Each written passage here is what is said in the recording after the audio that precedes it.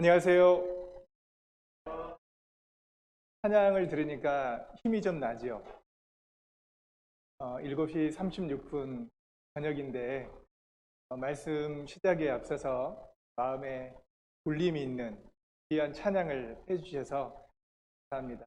매일 뜨는 태양처럼 변함없는 주님의 사랑을 생각하는 시간이었습니다. 오늘 또 1시간 동안 하나님의 말씀을 통해서요, 하나님의 사랑이 얼마나 큰지 성경 안에서 발견하는 시간이 됐으면 좋겠습니다. 그러면 말씀에 앞서서 제가 하나님께 기도하겠습니다. 지금도 살아계셔서 역사하시는 하나님 아버지 감사드립니다. 오늘이라 일컫는 동안에 하나님의 도우심 가운데 귀한 시간들을 보내다가 주님의 말씀이 있는 곳에 저희들 발걸음을 옮겨주심을 감사드립니다. 성경을 배우는 가운데 하나님이 우리 각자에게 주시고자 하는 영원한 진리를 깨닫고 성경 안에서 천국에 대한 실한 진리를 알고 믿고 깨달음으로 말미암아 우리 심령에 참으로 큰 행복과 기쁨을 누릴 수 있기를 원합니다. 주님의 간절한 소원대로 주님 말씀 앞에 낮아져서 사람의 말로 받지 않고 하나님 말씀으로 이 성경 말씀을 배우는 가운데 천국 소망을 얻을 수 있도록 인도해 주시옵소서. 이 자리에 함께 모인 모든 분들의 생각과 마음을 성령께서 주장하여 주셔서 참으로 신사적인 마음과 생각을 가지고 과연 성경이 사실인지 하나님의 살아계심을 공부하는 가운데 말씀 속에서 분명한 답을 얻을 수 있도록 하나님 가르쳐 주시고 교훈하여 주시고 깨닫도록 하여 주시옵소서. 말씀의 시종 성령께서 인도하여 주시옵소서. 우리를 너무나 사랑하시는 주 예수님 이름으로 기도드립니다. 아멘. 네, 성경 찾겠습니다.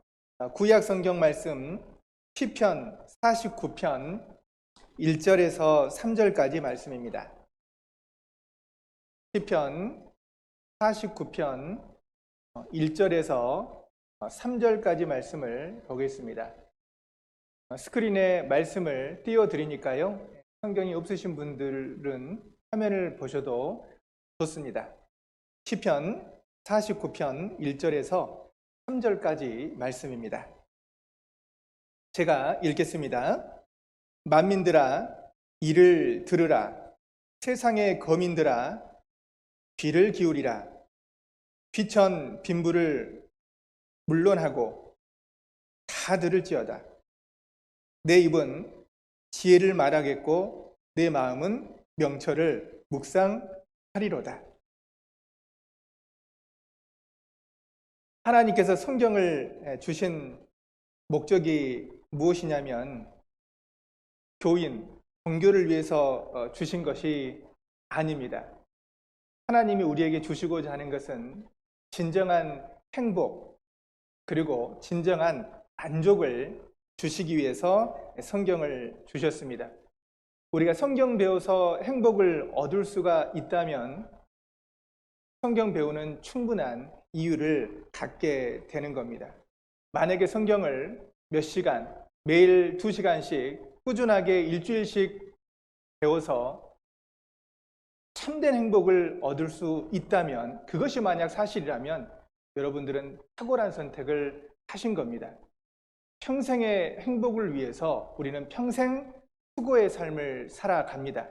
그런데도 불구하고 아직 충분한 행복을 못 누리죠. 많은 사람이 그러합니다.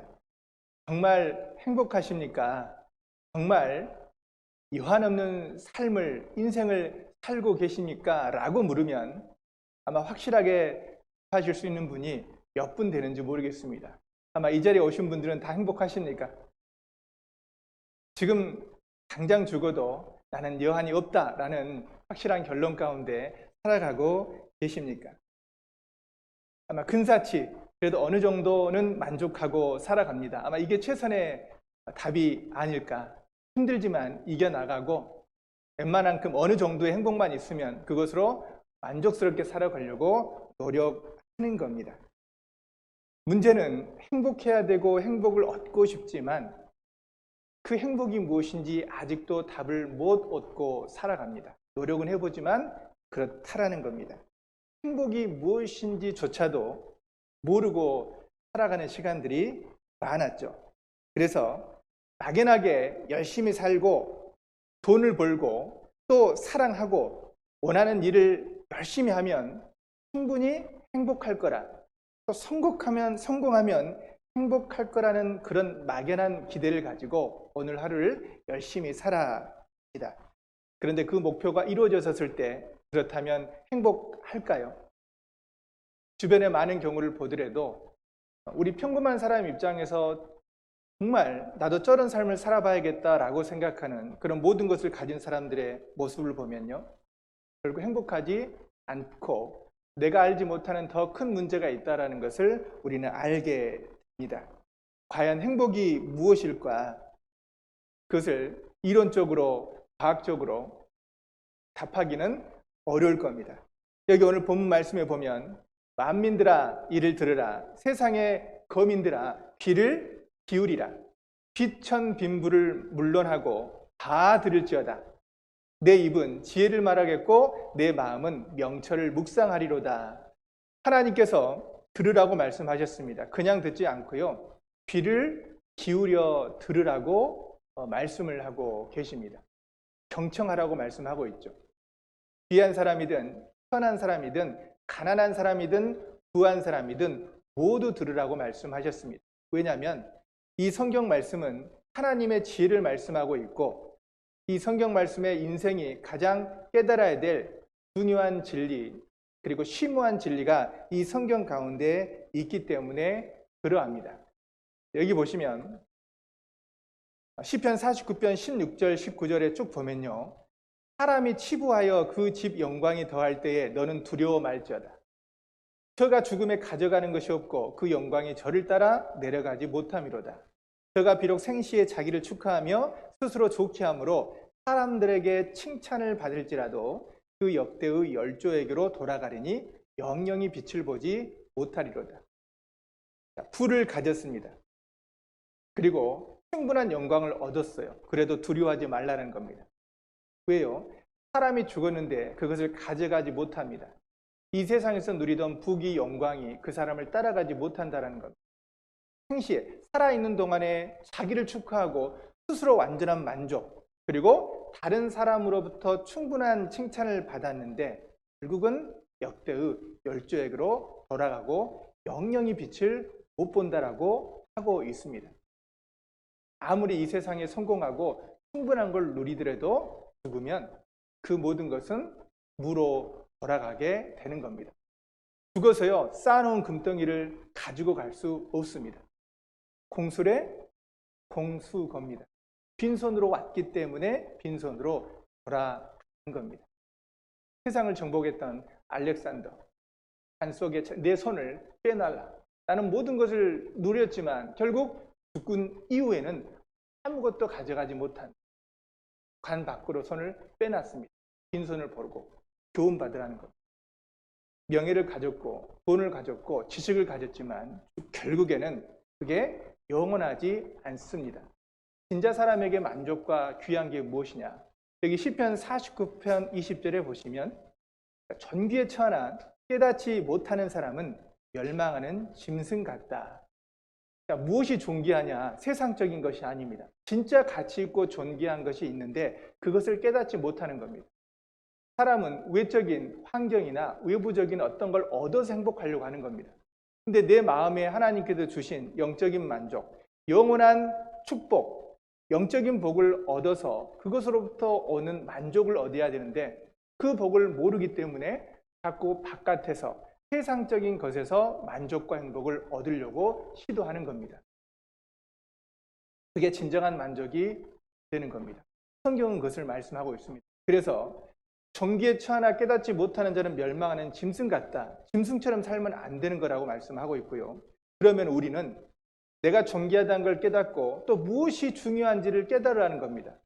우리 영혼은 이 세상적인 것만으로는 결코 만족이 안 되기 때문에 진짜 영혼에게 만족을 주는 것을 알아야 된다라고 말씀하고 계십니다. 여러분, 무엇을 반드시 깨달아야 하는 걸까요?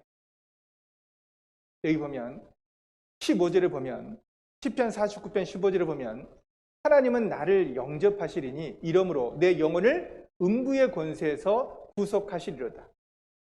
하나님은 나를 영접해 주신다. 이 받아들인다라는 건데 내 영혼입니다. 음부의 권세는 어디를 말하냐면 지옥을 말합니다. 내 영혼이 음부의 권세, 곧 지옥에서 나를 구속한다는 말은 수갑을 채운다라는 표현이 아니라 그 영혼을 던진다, 끌어올린다, 살린다라는 표현입니다. 지옥의 권세에서 나를 구원하시는 겁니다. 인간을 구원하실 수 있는 분은 유일하게 하나님 한 분입니다. 하나님은 공의의 하나님, 심판자이시기도 하지만 사랑의 하나님, 모든 영혼을 구원하시는 창조주이고 절대자입니다. 그 하나님을 우리가 알게 되고 성경 속에서 만나게 된다면 죽어있는 내 영혼, 그 영혼이 지옥에서 건짐받을 수 있는 특별한 은혜를 얻을 수가 있는 겁니다. 하나님께서는요, 우리를 여기 보시면, 여기 자료를 보시면 하나님께서는 우리를 너무 사랑해서 천국 갈 수 있는 길을 예비하셨습니다. 우리가 성경 속에서 그 진리를 깨닫기를 원하십니다. 너무 중요합니다. 자, 여기 좀 탄설을 해보겠습니다. 하나님은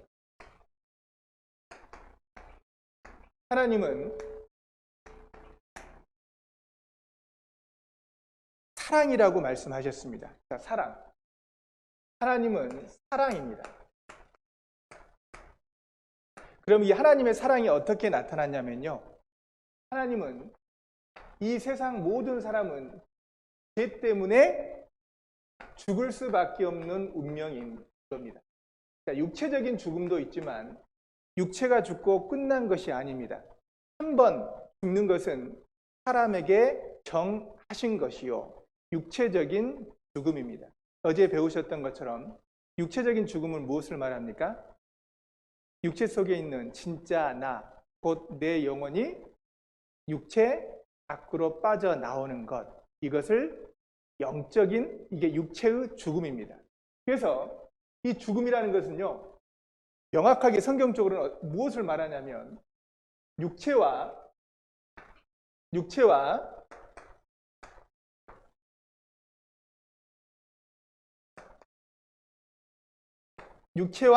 영혼이 완전히 분리되는 겁니다.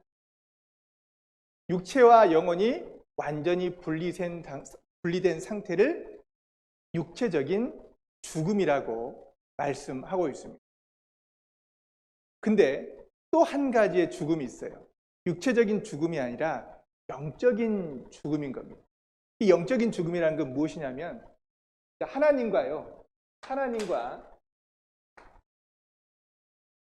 지금 여기 있는 나입니다. 나. 우리 각자가 완전히 분리되어 있는 상태입니다. 하나님과 나와의 관계가 완전히 끊어져 있는 상태, 이것을 영적인 죽음이라고 하는 겁니다. 모든 사람은 지금 영적인 죽음 가운데 있는데 하나님은 사랑이라 그랬죠. 하나님은 사랑이기 때문에 우리 하나님께서 나를 죄와 죽음에서 건져주셔요. 그게 무엇이냐면 구원입니다. 구원. 그래서 구원을 받게 되면 어떻게 됩니까? 내가 하나님 앞에 갈 수가 있는 겁니다. 하나님이 계신 곳은 어디죠? 하나님이 계신 곳은 천국입니다. 천국. 근데 나는 천국에 바로 갈 수 있어요? 없어요? 지금 상태로는 천국에 갈 수가 없습니다. 왜냐하면 우린 죄 가운데 태어나서 죄를 물마신같이 지었고요. 그리고 그 죄에 대한 죽음을 경험하게 됩니다. 영적으로 완전히 하나님과 분리되어 있는 상태입니다. 분리되어 있어요. 하나님과 우리는 완전히 분리된 상태입니다. 이게 영적인 죽음입니다. 영적인 죽음. 자, 영적인 죽음 가운데 있는 겁니다. 그래서 하나님께서 나를 영접해 주시는데 우리의 죽은 육체를요, 죽은 영혼을 살려주는 겁니다. 이걸 바로 성경에서는 구원이라고 이야기합니다. 거듭남이라고 이야기합니다. 영생이라고 합니다. 하나님의 자녀라고 말씀을 하고 있습니다. 그래서 하나님을 통해서 하나님께서는 우리를 너무 사랑해 주셔가지고요, 천국에 갈 수 있는 길을 준비해 주셨다, 예비해 주신 겁니다. 그래서 우리가 성경 속에서 어떻게 우리를 천국으로 이끄시는지 그 하나님의 사랑을 깨닫는 겁니다. 그것이 바로 진리를 깨닫는 겁니다. 이 진리를 확실하게 깨닫는 사람은요, 믿음 안에서 천국에 갈 수 있는 소망을 갖게 되는 겁니다. 이 세상에서의 만족을 한번 봐볼까요? 여러분, 이 세상에서의 만족이 진정한 만족인가 한번 살펴보면 좋을 것 같아요. 여러분은 어떤 것에 만족을 누립니까? 어떨 때 가장 행복합니까? 여기 보면 인생 행복, 과연 만족이 될까? 어떤 분은요, 외모의 인생을 봅니다. 외모의 인생을 걸어요. 그런데 정말 이 외모가 나에게 행복을 줄 수 있는가? 젊었을 때는 이렇게 아름다운 모습이죠. 근데 이 아름다움이 몇 년짜리일까요? 오래 가지 않습니다. 어떻게 바뀔까? 보실까요? 이렇게 바뀝니다. 우리 남자분들은요, 한 가지죠. 세월의 장사가 없습니다. 건강이나 아름다움도 오래 가지. 성경에 보면요, 우리 인생을 꽃으로 비교하고 있어요. 꽃. 마치 풀은 마르고 꽃은 떨어지되, 그렇죠. 언젠가 풀은 마릅니다. 꽃은 아름답게 필 때가 있지만 언젠가는 시듭니다. 그래서 화, 무, 십, 일, 홍입니다. 꽃은 폈다가 10일 동안 붓지 못하다. 10일이면 다 져버립니다. 가끔 집에 꽃병에다가 아름다운 꽃을 꽂아 놓거든요. 너무 아름다워요. 기분이 좋습니다. 근데 그 기분이 오래 못 가요. 꽃이 금방 시들더라고요. 볼 때마다 그것을 느낍니다. 아무리 아름다운 꽃도 오래 가지 못하구나. 아름다움도 내게 행복을 주지 못합니다. 여기 보면 로또 외엔 방법, 돈과 재물입니다. 돈 벌어보려고 했는데 이상하게 재물이 안 굴러와요. 그래서 유일하게 인생 대박 역전의 방법은 로또밖에 없다. 열심히. 그런데 정말 로또에 당첨이 됐습니다. 돈방석에 짰어요. 그리고 돈에 파묻혀가지고 돈을 입을 삼아가지고요. 돈. 행복한 모습이 있죠. 정말 돈을 다 얻으면 진정한 행복이 올 것인가? 여기 보면요, 어떤 사람은요, 30년 구걸한 돈을 현금 2,761만 원 베고 자는 모습. 무엇이 행복인지 모르는 겁니다. 어떤 사람도 사랑입니다. 가슴 뛰는 사랑은 몇 년입니까? 30개월입니다. 너무한가요? 2년 6개월 정도밖에 안 됩니다. 가슴 뛰는 사랑. 자, 주부. 좋은 남편 만나서 좋은 가정 꾸려서 정말 행복할 줄 알았는데 약 40대 정도 되니까요, 우리 대한민국 주부 3가지 병이 생겼어요. 자, 속병, 화병, 골병. 공감이 가십니까? 네. 감사합니다. 확실하게 호응을 해주셨네요. 네. 자, 물 한 번 안 묻히겠다고 약속이 있는데 지금 뒤에서 끌고 가고 있죠. 결혼하니까 더 고생하는 거예요. 손 봐보세요. 인생의 그 고난, 흔적이 이 손가락에 그대로 묻어 있습니다. 뼈마디가 굵어지게 되고 있고요. 휘어져 있게 되고 굽어져 있습니다. 곱디 고왔던 그 손도 이렇게 거칠어. 정말 돈으로 물침대는 샀죠. 그런데 남은 살 수가 없는 겁니다. 천석구는 1000가지 걱정, 만석군은 안 가져가고 잠이 안 와요. 돈으로 정말 침대를 샀는데, 물침대는 샀는데 양 34,678, 양 34,679 이런저런 노력을 하고 잠을 애써 청합니다. 행복이 안 돼. 좀 배워보면 좋을까 싶었는데 여기 보시면 공부하느라 지쳤다. 서울대 법대생이 자살했습니다. 많이 배웠고 최고의 학문을 닦았는데도 불구하고 여기 안 되는 겁니다. 오히려 식자 우환이라고요. 많이 알았는데 뭔가 행복할 줄 알았는데 아니라는 거예요. 지혜가 많으면 돈내도 많으니 지식을 더하는 자가 근심을 더한다. 모르는 게 나을 수도 있어요. 모르는 게 약일 때가 있는 겁니다. 너무 많이 알아서 스트레스가 너무 많이 받는 거예요. 서울대 출신 9명 출과했고 구도자의 길로 갔다. 고시 합격했고 박사학위 받았고 그런데 결국은 만족이 없는 겁니다. 결론이 무엇입니까? 다 없다. 명예와 권력. 부끄러운 역사적인 사실이지만요. 두 전 대통령 법정에 서다. 최고의 자리에 올랐는데 그게 영원하지 않다라는 겁니다. 오히려 평범한 사람보다 더 불행한 경우가 우리 시대에 우리나라에도 있지 않습니다. 여기 보면 대통령들의 얼굴, 이름이 나와 있습니다. 모든 힘을, 권력을 쥐면 정말 행복하고 만족한가? 그렇지 않습니다. 여기 보면요, 공허라는 조각품인데 특징이 무엇입니까? 머리가 있어요. 어깨까지 있는데 밑이 없습니다. 가슴이 텅 비어버렸어요. 이 마음 둘 곳이 없는 겁니다. 마음에 안식처가 없어요. 영혼의 안식처가 없는 겁니다. 텅 비었어요. 우리 마음이라는 항아리에다가 여러 가지 육신의 좋은 것을 다 부어봤어요. 근데 참니까 안 참니까? 마음의 항아리는 세상적인 것으로는 안 채워지는 겁니다. 답답하죠? 밑 빠진 독에 물 붓는 벽. 우리 인생과도 같습니다. 이 원숭이 봐보세요. 바나나 먹으려고 손을 집어넣었어요. 자, 바나나를 잡고 있으면 손을 뺄 수가 없습니다. 놔야 되는데 못 넣는 겁니다. 여기 보면 전쟁보다 자살로 더 죽습니다. 그리고 인생을 이렇게 표현했어요. 여기 인생론에 보면 이 그림이 참 기가 막힙니다. 위로 올라갈 수 없어요. 호랑이가 있고요. 밑으로 떨어질 수 없습니다. 이 구렁이가 입을 쫙 벌리고 있는 겁니다. 구사일생으로 나뭇가지를 잡았어요.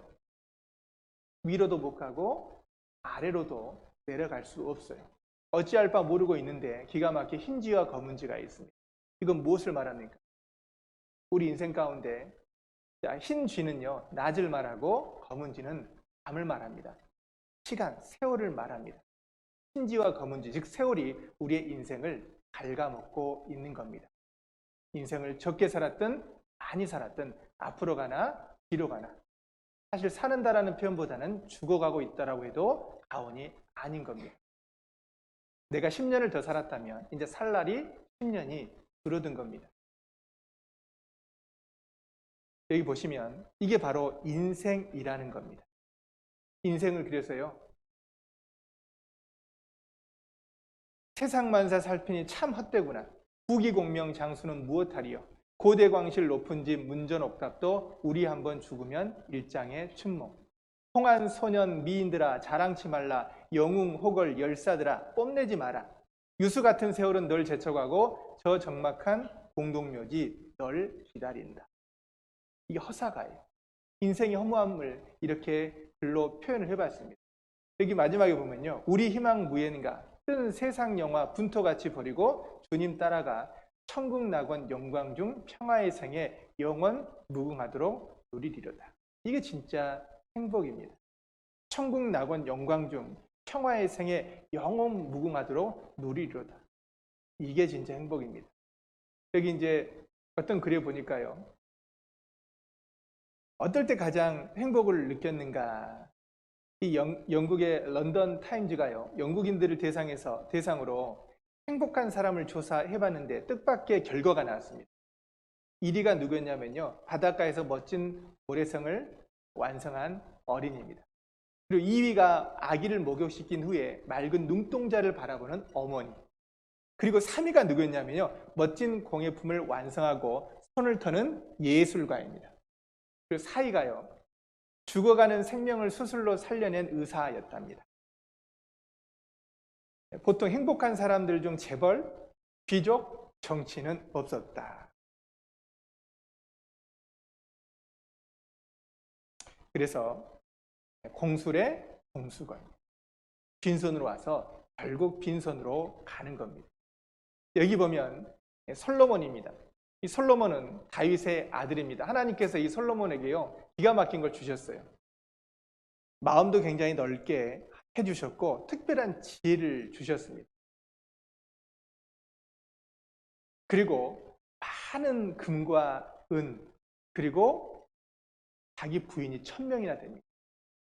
솔로몬처럼요, 육신적으로 모든 걸 다 가졌고 모든 걸 누리고 모든 지혜를 가진 사람이 세상에 없는 겁니다.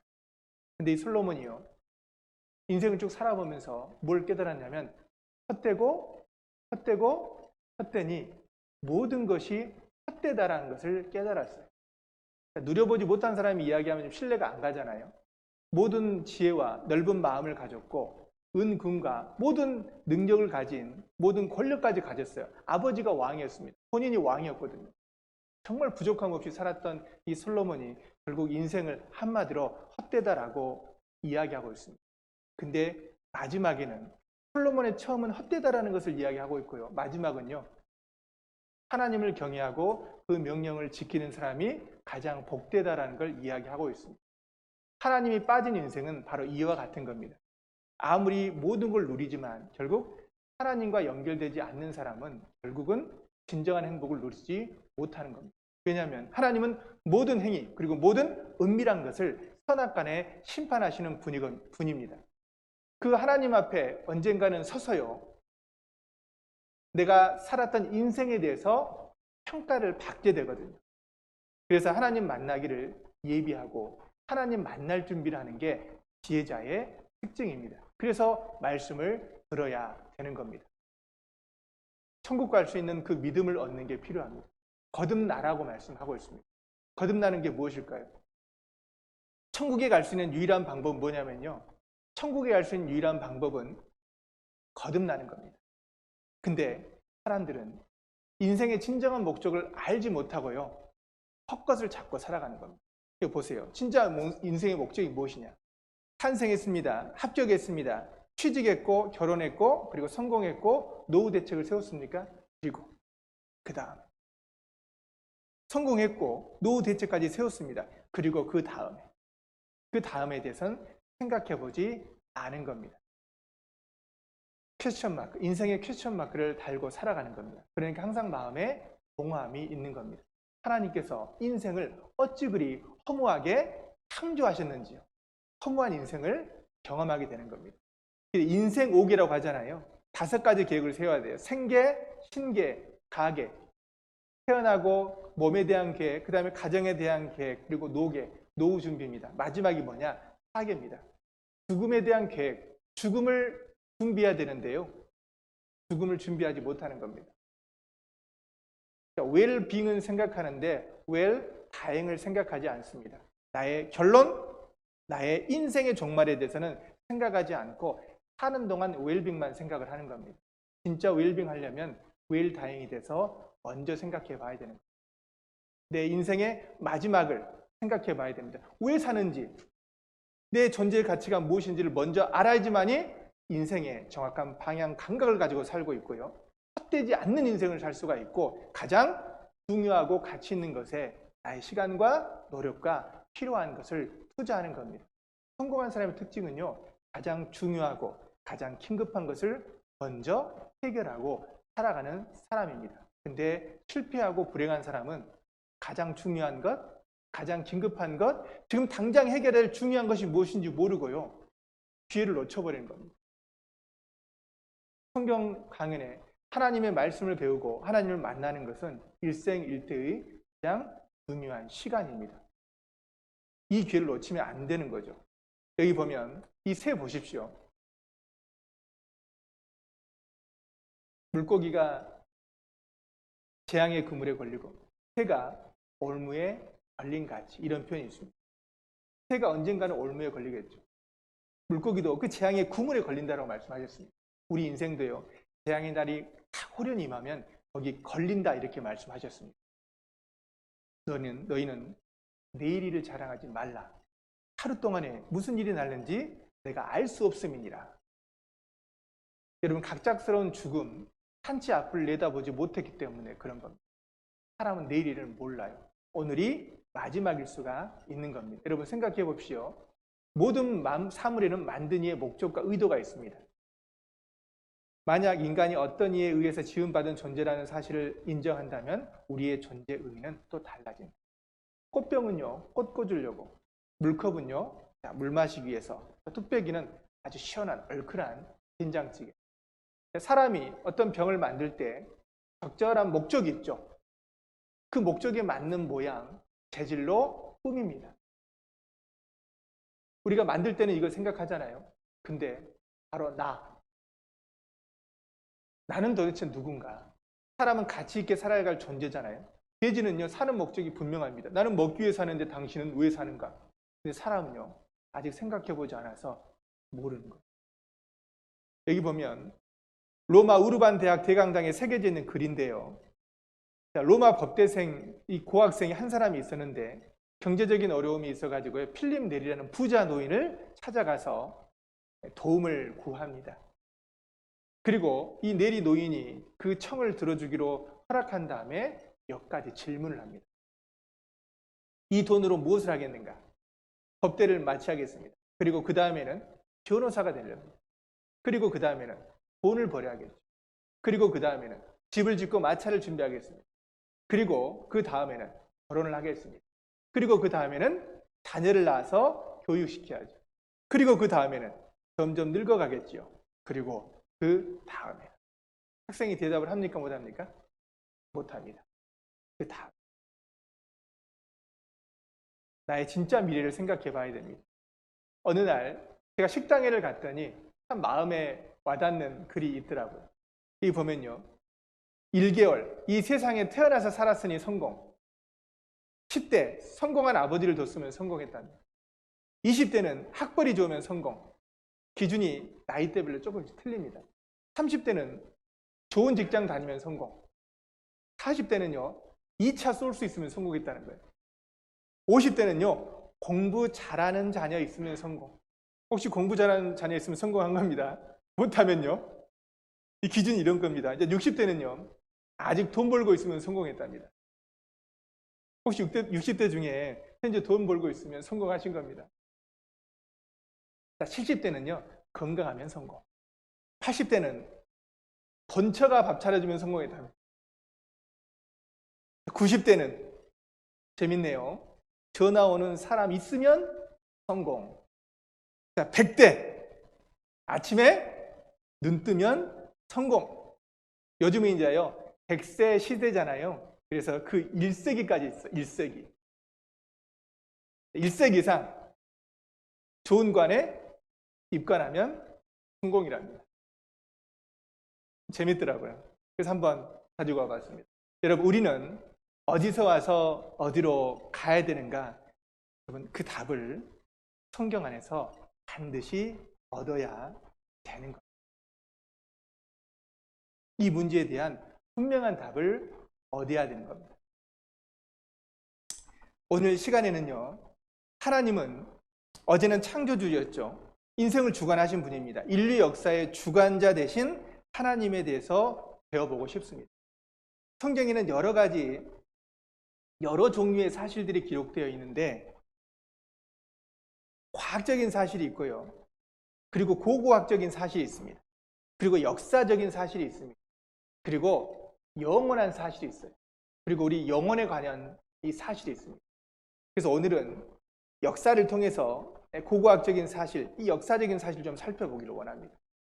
성경에는요, 여러 가지 많은 사실들이 있는데 몇 가지 사실들만 우리가 분명하게 성경 안에서 확인해 보면 이 성경이 결코 기독교인만 배우는 책이 아니란 걸 알게 됩니다. 하나님은 성경 속에서만 계시는 분이 아니란 걸 알게 돼요. 정말 살아계셔서 우리를 구원받기 위해서 이 성경을 주셨다는 것. 성경의 내용을 하나하나 살펴보면 하나님의 살아계심을 인정할 수밖에 없습니다.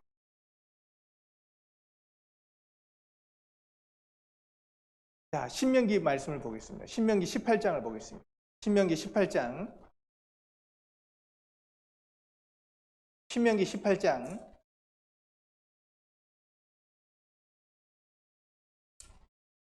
구약성경 신명기 18장 21절과 22절을 보겠습니다. 신명기 18장 21절과 22절을 보겠습니다. 자, 화면을 보셔도 괜찮습니다. 내가 혹시 심중에 이르기를 그 말이 여호와의 이르신 말씀인지 우리가 어떻게 알리오하리라. 만일 선지자가 있어서 여호와의 이름으로 말한 일에 증언도 없고 성취함도 없으면 이는 여호와의 말씀하신 것이 아니요 그 선지자가 방자히 한 말이니 너는 그를 두려워 말지니라.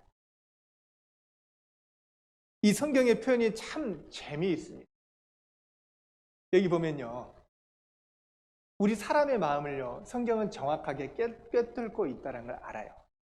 아마 이번에 성경 처음 배우러 오신 분도 그렇고 아마 살면서 분명히 이런 생각해 보셨을 겁니다. 이 성경에 대해서 생각하면서 어떤 생각을 가졌습니까? 야, 이 성경 말씀이 여호와의 말씀, 하나님의 말씀인지 우리가 어떻게 알 수가 있느냐? 인간이 마음대로 지을 수 있지 않느냐? 그래서 이 질문이 그 질문인 겁니다. 여호와의 이르신 말씀, 이 말씀이 여호와의 이르신 말씀을 우리가 어떻게 알겠냐? 난 믿을 수 없다. 혹시 심중에 이르기를 그렇게 이야기한다는 겁니다. 답이 뭐냐면요, 만일 선지자가 있는데 여호와의 이름으로 말한 일에, 즉 성경책에 기록이 되어 있습니다. 그런데 그 성경책 안에 있는 내용이 증언도 없고 성취함도 없다면 이는 여호와의 말씀하신 것이 아니에요. 그 선지자가 방자히 자기 멋대로 한 말이니까 너는 그를 두려워 말지니라. 만약에 성경을 우리가 정말 사실이고 하나님 말씀인 걸 우리가 생각해 볼 때요, 만약에 성경에 나와 있는 이 내용 중에 그걸 입증할 만한 증거가 없다, 증언이 없다, 또는 성취함이 없다, 그러면 두려워하지 말라라고 말씀하고 있습니다. 반대로요, 증언이 나타나고 성취함이 있다면 두려워하라고 말씀하고 있습니다. 왜냐하면 여호와의 말씀이기 때문에. 여기 보시면 이거 보겠습니다. 우리 성경을 좀 중심으로 살펴보고 있는데요, 예수님은 지금으로부터 2020년 전에 탄생하셨습니다. 여기 보면 우리 인류 역사, 인간 역사의 기준점이 되는 게 바로 예수님의 탄생입니다. 예수님의 탄생. 예수님이 탄생하기 이전을 BC라고 이야기합니다. 그래서 Before Christ, BC가 예수님의 탄생 전의 의미입니다. 그래서 주전, 주님 오시기 전, 기원 전입니다. 그리고 예수님 탄생 이후의 시간을 AD, 아노 도미나이, 주후, 기원 후라고 이야기하는 겁니다. 자, 예수님을 믿든 안 믿든요, 인류 역사는 예수님이 탄생 이전과 이후로 나뉘어진다는 겁니다. 자, 그런데 이 성경은 지금 2021년이죠. 지금으로부터 약 3,500년 전입니다. BC 1,500년 전부터 기록이 됐고 AD 100년, 1,600년 동안 성경이 기록되었다라고 배웠습니다. 기자가 40명, 구약 39권, 신약 27권, 총 66권 성경 전서, 성경 합본입니다. 그런데 이 성경에 기원 전에 기록된 내용도 있고, 그리고 성경에 앞으로 현재까지 이루어질 내용도 있습니다. 시대적으로 보면요, 신라, 고구려, 백제, 고구려, 여기 보면 신라 김유신 장군, 조선시대 세종대왕 이순신, 이런 시대에 살았습니다. 석가, 공자, 맹자, 기원 전이죠. 이런 시기에 이걸 예수님 이전입니다. 자, 이때 이 1600년간에 기록된 내용 보면 과거의 역사 아주 자세하게 기록되어 있습니다. 그래서 이전 일을 고해봐라 이렇게 이야기하고 있습니다. 그리고 장차 당할 일들, 앞으로 먼 미래에 있게 될 것도 기록을 하고 있는 겁니다. 자, 성경의 저자는 하나님이고 이 내용을 보면 인류 역사의 시작부터요, 역사의 종말까지가 다 기록되어 있는 겁니다. 그래서 이 구약 성경을 보면 예수님 전, 이전 역사를 살펴보게 되면 과거 역사이기 때문에 증거가 있겠죠. 이걸 증험이라고 이야기합니다. 그리고 그 이후, 성경이 기록된 이후의 역사도 이 성경에 기록되어 있는데 그걸 성취라고 이야기를 합니다. 그래서 성경은 정말 사실인가 증언과 성취함으로 입증할 수가 있는 겁니다. 그래서 과거 역사가 사실이다. 그러면 고고학적인 증거가 있는 겁니다. 그런데 실제요, 많은 증거가 발견되는데 2만 5천 건 정도 발견됩니다. 그리고 미래 역사가 사실이냐? 수천 년 전에 예언을 했는데 수천 년 전에 예언한 그 문자 그대로 성취가 됐습니다. 역사 속에서요, 이 성경이 사실이라는 확실한 증거들이 수천 건이 발견, 입증이 됐다는 겁니다. 과거의 역사, 그리고 미래의 성취함이 있는 겁니다. 여기 보면 이사야 41장 21절부터 보면요, 나 여호와가 말하노니 너희 우상들은 소송을 일으키라. 야곱의 왕이 말하노니 너희는 확실한 증거를 보이라. 장차 당할 일을 우리에게 진술하라. 또 이전 일에 어떠한 것도 고하라. 우리가 연구하여 그 결국을 알리라. 혹 장래사를 보이며 후래사를 진술하라. 너희의 쉰됨을 우리가 알리라.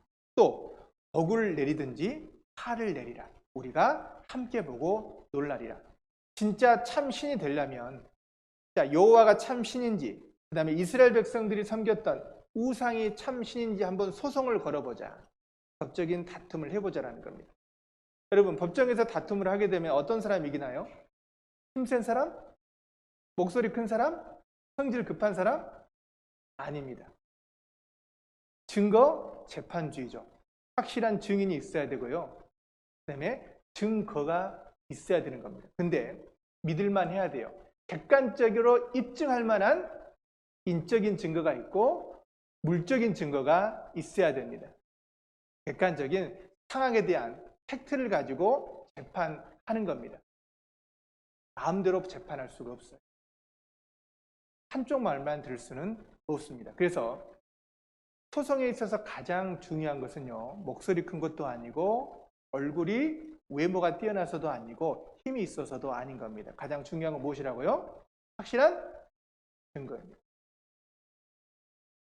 장차 당할 일, 그리고 이전에 어떠한 것, 장래사, 후래사, 이걸 진술해 봐라. 진짜 신이라고 한다면 이전 일에 어떤 것을 고할 뿐만 아니라 장차 당할 일, 이게 장차 당할 일, 장래사, 후래사입니다. 미래에 있을 일까지 미리 진술하라는 겁니다. 이게 참 신이에요. 여기서 끝나는 것이 아닙니다. 진짜 신이 되려면 또 한 가지의 조건이 있습니다. 그게 무엇입니까? 또 복을 내리든지 화를 내라. 우리가 함께 보고 놀라리라. 성경에요, 바로 그게 기록이 되어 있는 겁니다. 그래서 진짜 신의 조건이 무엇이냐, 이 요약을 보면 이렇습니다. 성경은 3500년 전에부터 AD 2000년 전, AD 100년까지 이 성경 내용을 자세히 보면요, 증거하고 성취함이 있어요. 즉 이전 일과 장차 일이 있는데 증언과 성취함이 수두룩합니다. 그래서 이 사건을 통해서요, 진짜 창조주가 하나님이라는 걸 알 수가 있고, 그리고 하나님은 인간 역사 속에 공존하신 분이라는 걸 알 수가 있고요. 그리고 과거사와 미래사를 하나님은 미리 증거하고 계십니다. 그리고 영육간 화와 복을 주장하셔요. 그래서 한 민족, 이스라엘 민족을 선택해서 순종하는 자에게 복을, 그리고 불순종에 대한 심판을 이 성경 전체에 기록을 해두고 계신 겁니다. 그리고 마지막, 죄에서 구원 자입니다. 이게 참신이에요. 창조는 했는데 인간 역사에 관심이 없다. 또 과거사와 미래사를 모른다. 이건 신이 아닙니다. 또 창조주가 됐고 역사 속에 공존하지만 죄에서 구원할 능력이 없다. 그리고 화와 복을 줄 수 있는 능력이 또 없다면 그것도 진짜 신은 아닌 겁니다. 1번에서 5번까지 다 충족해야 되지 진짜 신이라는 겁니다. 그걸 말하고 있는 겁니다.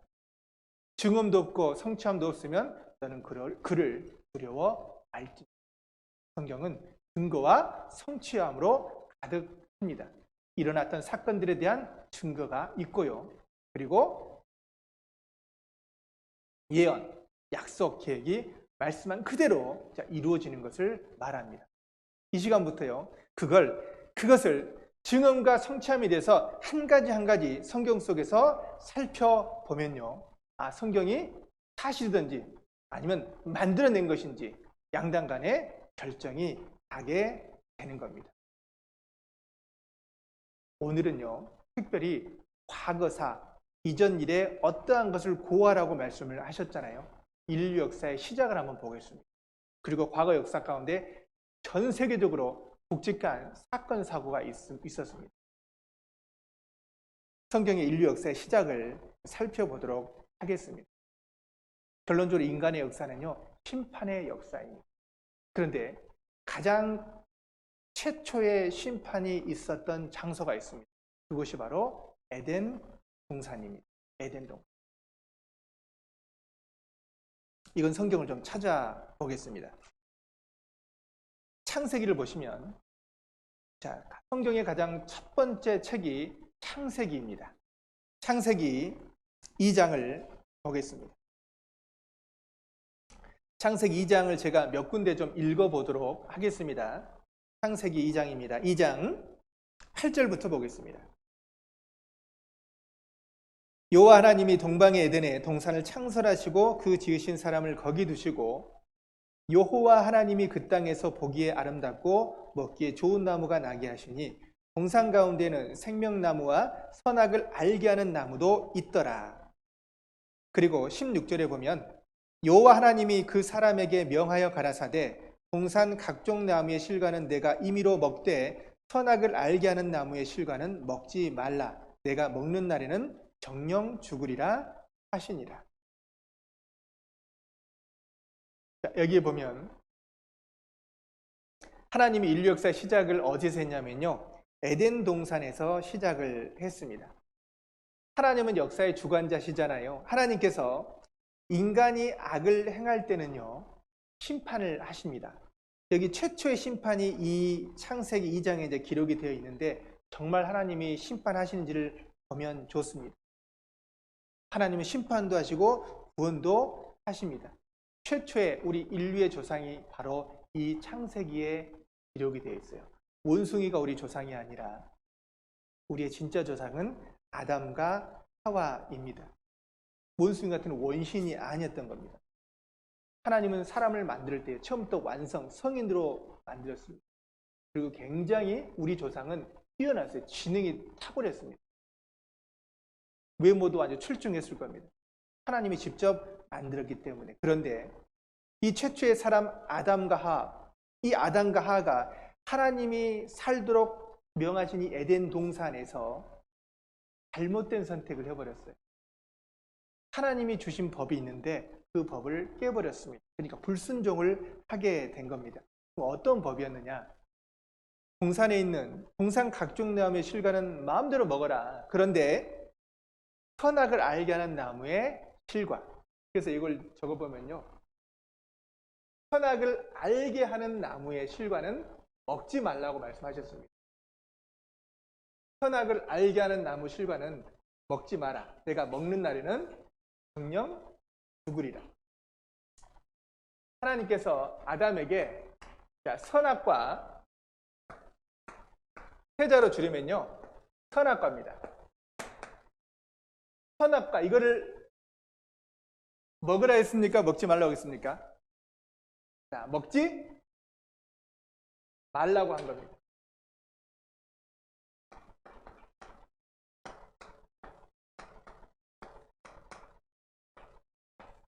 자, 먹지 말라고 하는 하나님의 명령을 주신 거예요. 명령. 근데 먹지 말라고 마셨을까요? 동산에 있는 모든 나무의 실과는 네가 임의로 먹었다. 즉 다 마음대로 먹어도 좋다는 겁니다. 근데 유일하게 딱 하나. 뭡니까?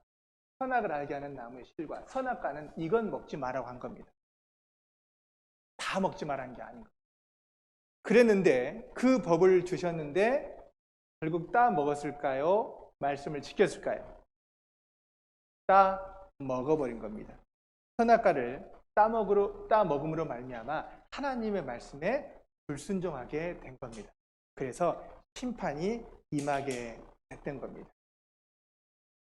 하나님의 말씀에 불순종할 때 하나님의 정의, 즉 공의로운 심판이 있다는 것을 말씀을 하고 있습니다. 죽음과 수고와 죽음은요, 이 범죄한 것에 대한 결과였던 겁니다. 자, 그 스토리를 좀 보면서 보겠습니다. 성경 보면 여기 보세요. 생명나무도 있고 그리고 선악을 알게 하는 나무가 있습니다. 동산 가운데는 생명나무와 선악을 알게 하는 나무도 있더라. 자, 아담과 하와가 봤습니다. 선악을 알게 하는 나무 실과를 먹지 말라. 먹는 날에는 정령 죽으리라. 죽는다라는 이 말씀을 주셨습니다. 그런데 이 사탄이요, 어떻게 유혹을 했냐면 먹어도 괜찮다. 유혹을 한 겁니다. 누구에게 유혹했냐면 아담에게 유혹한 것이 아니라 아담이 아내 하와를 유혹한. 그러니까 남자를 유혹하는 것보다 여자를 유혹하는 게 더 낫다라고 생각을 했겠죠. 이 사탄은 굉장히 간사하거든요. 누구를 시험하면 넘어질까? 알까요? 모를까요? 다는 모르지만 찔러보는 거예요. 보니까 하와.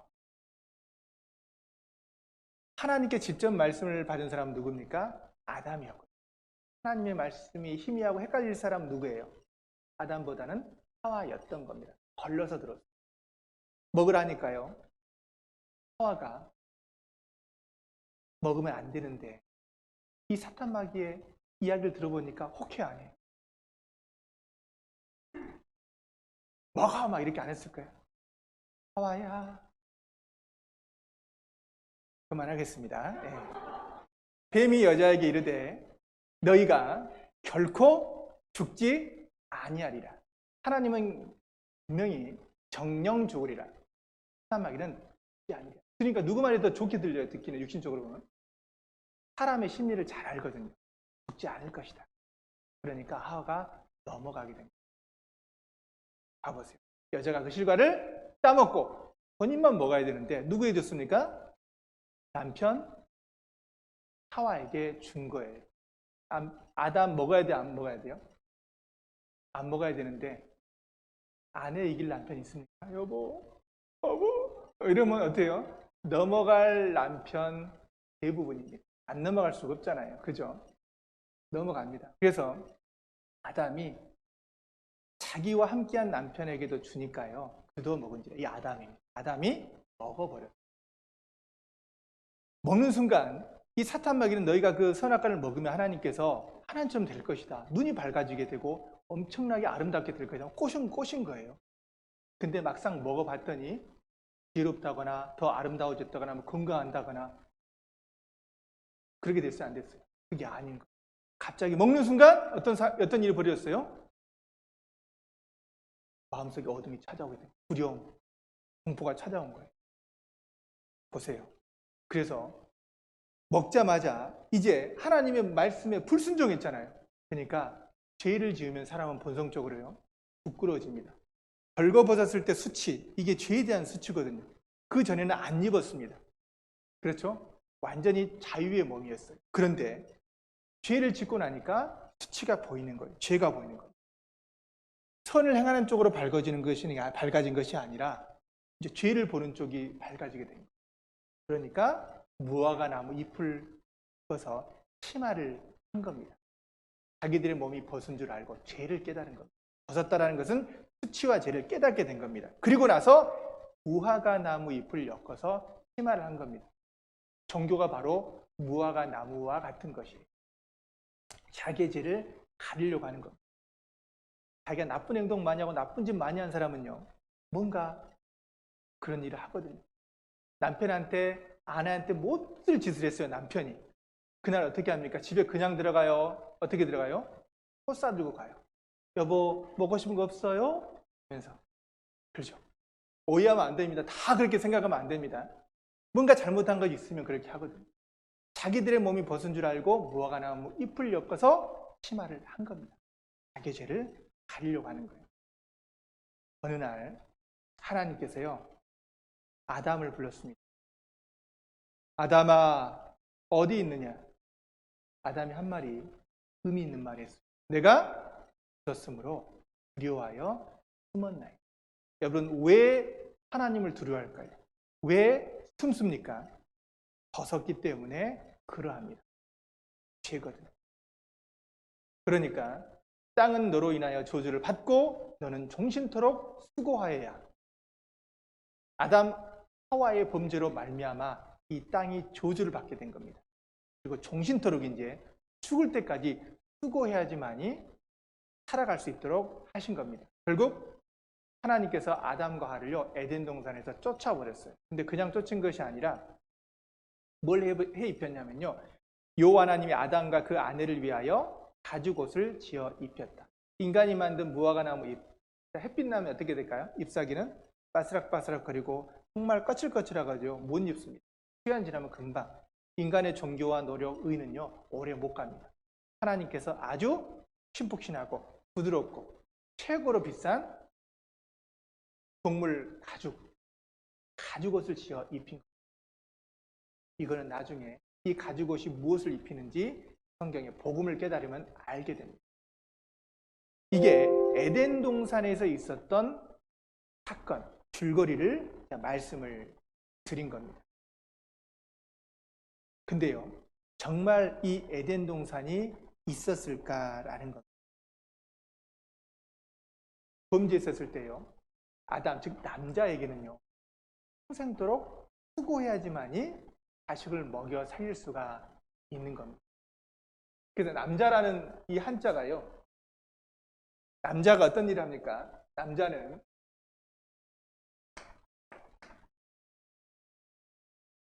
밭이죠, 밭.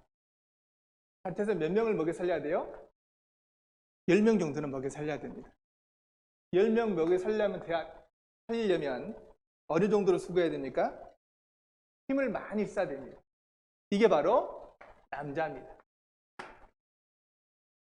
평생토록 수고해야지만이 그 소산을 먹을 수 있게 하신 겁니다. 땅도 저주를 받았죠. 땅은 가시와 엉겅퀴를 내게 된 겁니다. 근데 여자에게는 어떤 징계를 주셨을까? 이 창세기 2장에 잘 살펴보면요, 여자에게 어떤 징벌을 주셨냐면요, 해산의 고통을 준 겁니다. 이게 이제 범죄한 이후에 창세기 3장에 이제 하나님 내리신 죄에 대한 심판의 구체적인 내용을 기록하고 있는 겁니다. 여자, 즉 하와 너에게는 잉태하는 고통을 크게 줄 것이다. 그리고 네가 수고하고 자식을 낳을 것이고, 너는 남편을 사모하고 자식을 낳을 것이다. 그리고 남편은 너를 다스릴 것이다. 이런 벌을 주신 겁니다. 근데요, 진짜 동물은요, 새끼를 낳을 때 고통스러워하지 않습니다. 금방 쑥쑥 잘 낳거든요. 근데 가장 수고롭게 아이를 낳는 건 누굽니까? 사람, 유일하게 사람입니다. 코끼리든 말이든 개든 보면요, 그렇게 시끄럽지 않거든요. 여기 보세요. 아이 낳는 엄마들의 수고를 한번 봐보십시오. 얼마나 힘든지 몰라요.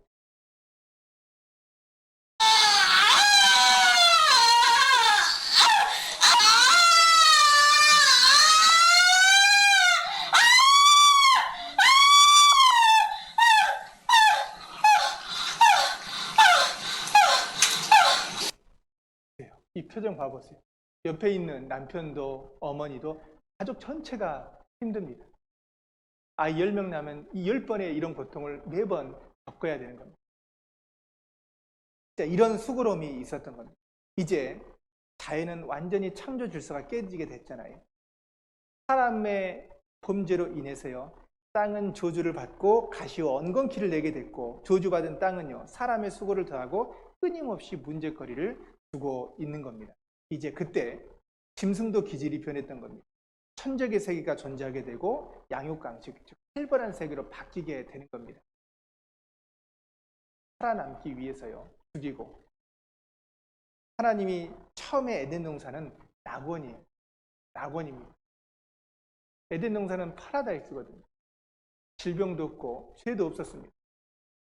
인간의 범죄로 말미암아 수고로움과 해산의 고통과 죽음과 심판의 고통이 그렇게 일어나게 됐던 겁니다. 과연 이 에덴 동산이 정말 존재했는가? 고고학적으로 이미 연구가 있어요. 성경에 보면 에덴 동산이 있었던 곳의 지명을 정확하게 기록을 하고 있습니다. 우선 좀 자료를 보겠습니다. 에덴 동산 정말 존재했는가? 에덴 동산은 어디에 있었을까? 자, 강이 에덴에서 발원하여 동산을 적시고 강의 첫째 이름은 비손, 그리고 둘째 강의 이름은 기온이라, 그리고 셋째 강의 이름은 히데겔, 넷째 강은 유브라데다라. 이게 창세기 2장에 아주 자세하게 기록이 되어 있습니다. 2장 10절에서요. 그리고 14절까지 자세하게 기록되어 있습니다. 그런데 지금도 흐르고 있는 강은 셋째 강의 이름은 히데겔이고 넷째 강은 유브라데드. 히데겔은 지금의 티그리스 강, 그리고 유브라데는 잘 아시는 유프라테스 강입니다. 그리고 이걸 지도에서 보게 되면요. 이게 중동 지역인데 이 페르시아만입니다. 이 페르시아만 이쪽이 티그리스 강, 그리고 이쪽이 이라크 쪽 유프라테스 강입니다. 지금도 흐르고 있잖아요. 이곳이 바로 에덴 동산입니다. 자, 에덴 동산에서 강이 발원해가지고 4개의 강이 있었는데 비손, 기온, 그 다음에 티그리스 강, 유프라테스 강 이렇게 됐던 겁니다. 자, 그래서 티그리스 강과 그 다음에 유프라테스 강입니다. 지금도 흐르고 있죠. 근데 그럼 나머지 2개의 강은 어디가 있는가? 지금은 흐르지 않죠. 근데 그 강이 발견됐어요. 첫째 강 비손, 둘째 강 기혼입니다. 이 2 강도 드디어 발견이 됐습니다. 우주의 최신 기술이 고대 문명의 수수께끼를 푼다. 인공위성을 통해서 이 강이 발견됐어요. 에덴 동산 강 발견했다. 나사 과학자 위성사진 분석을 해가지고 확인을 한 겁니다. 고대 강의 사막에 감춰진 이 고대 강입니다. 이곳에는 일찍이는 식물이 아주 무성했던 땅이었습니다. 자, 여기 보면요. 인공위성 사진입니다. 성서 속 에덴 동산은 바로 이곳이다. 신문에 났습니다. 이라크 쿠르나 낙조 쓸쓸한 에덴 동산 A자리다. 그리고 에덴 동산은 메소포타미아에 있었다. 읽어보면요. 월간 과학 잡지에 나온 건데 수천 년이라는 긴 세월 동안 세계의 많은 사람들에게 계속해서 읽혀져 온 성서 에덴 동산에서의 아담과 이브의 이야기, 노아의 방주, 바벨탑, 소돔 고모라의 멸망, 출애굽, 모세의 출애굽, 이런 구약 성서에 나오는 신과 인간들에 대한 이야기는 신앙의 성서인 동시에 여기 보면 역사적 사실의 반영이라는 겁니다. 실제로 에덴 동산이 어디에 있다고요? 메소포타미아에 있었다는 겁니다. 이 의미 자체가 메소가 사이라는 뜻이거든요. 포타미아, 강이라는 뜻입니다. 메소포타무스, 강 사이라는 겁니다. 그래서 여기 보면 세계 4대 문명 아시죠? 4대 문명과 에덴 동산이 어떤 관계가 있는 것인가? 여기 보면요. 문명은 산과 물이 있어야 돼요. 사람이 살아가려면. 그래서 4대 문명이 메소포타미아 문명, 이집트 문명, 황하 문명, 인더스 문명입니다. 바로 이 메소포타미아 문명이 가장 처음이고 큰 문명이었죠. 그래서 이곳이 바로 이곳입니다. 페르시아만이 있고요. 중동 쪽입니다. 이거 바로 메소포타미아 문명. 이게 엄청난 큰 강이 있었던 거예요. 유프라테스 강, 그리고 티그리스 강, 히데겔입니다. 이집트의 이집트 문명, 황하강의 황하 문명, 인더스 문명이 있지 않습니까? 가장 큰 문명이었어요. 그래서 이곳에 비손강과 기온강이 있었던 겁니다. 에덴 동산. 그래서 4대 문명의 발상지. 기적의 무대는 정말로 존재했다라고 이야기하고 있습니다. 그리고 에덴 동산은 지금의 페르시아만이라는 게 밝혀졌습니다. 미국의 국립공원, 이 나무가 이렇게 큽니다. 자, 옛날 초기 지구 환경 시대가 지금하고는 틀려가지고 식물들이나 동물들이 아주 무성하게 그리고 아주 큰 크기로 자랄 수 있는 환경이었던 겁니다. 갑작스러운 기후 변화로 인해서 지금의 모습에 이른 겁니다. 이게 사람이거든요. 나무 크기가 100m가 넘어요. 이렇게, 여기 사람입니다. 이렇게 나무가 큽니다. 나무를 잘라봤더니요, 1950년에 죽은 2400년 된 세카야 나무 밑둥 지름이 5m에 가까워요. 어마어마하게 크죠. 어떻게 이렇게 큰 나무가 자랄 수 있으냐? 안개라는 겁니다. 안개. 온도 차이가 없었습니다. 바람이 불면 안개가 없거든요. 안개가 생기려면 기후가 아열대기 온화하고 완전 따뜻해야 됩니다. 증거에 의하면 초기 지구는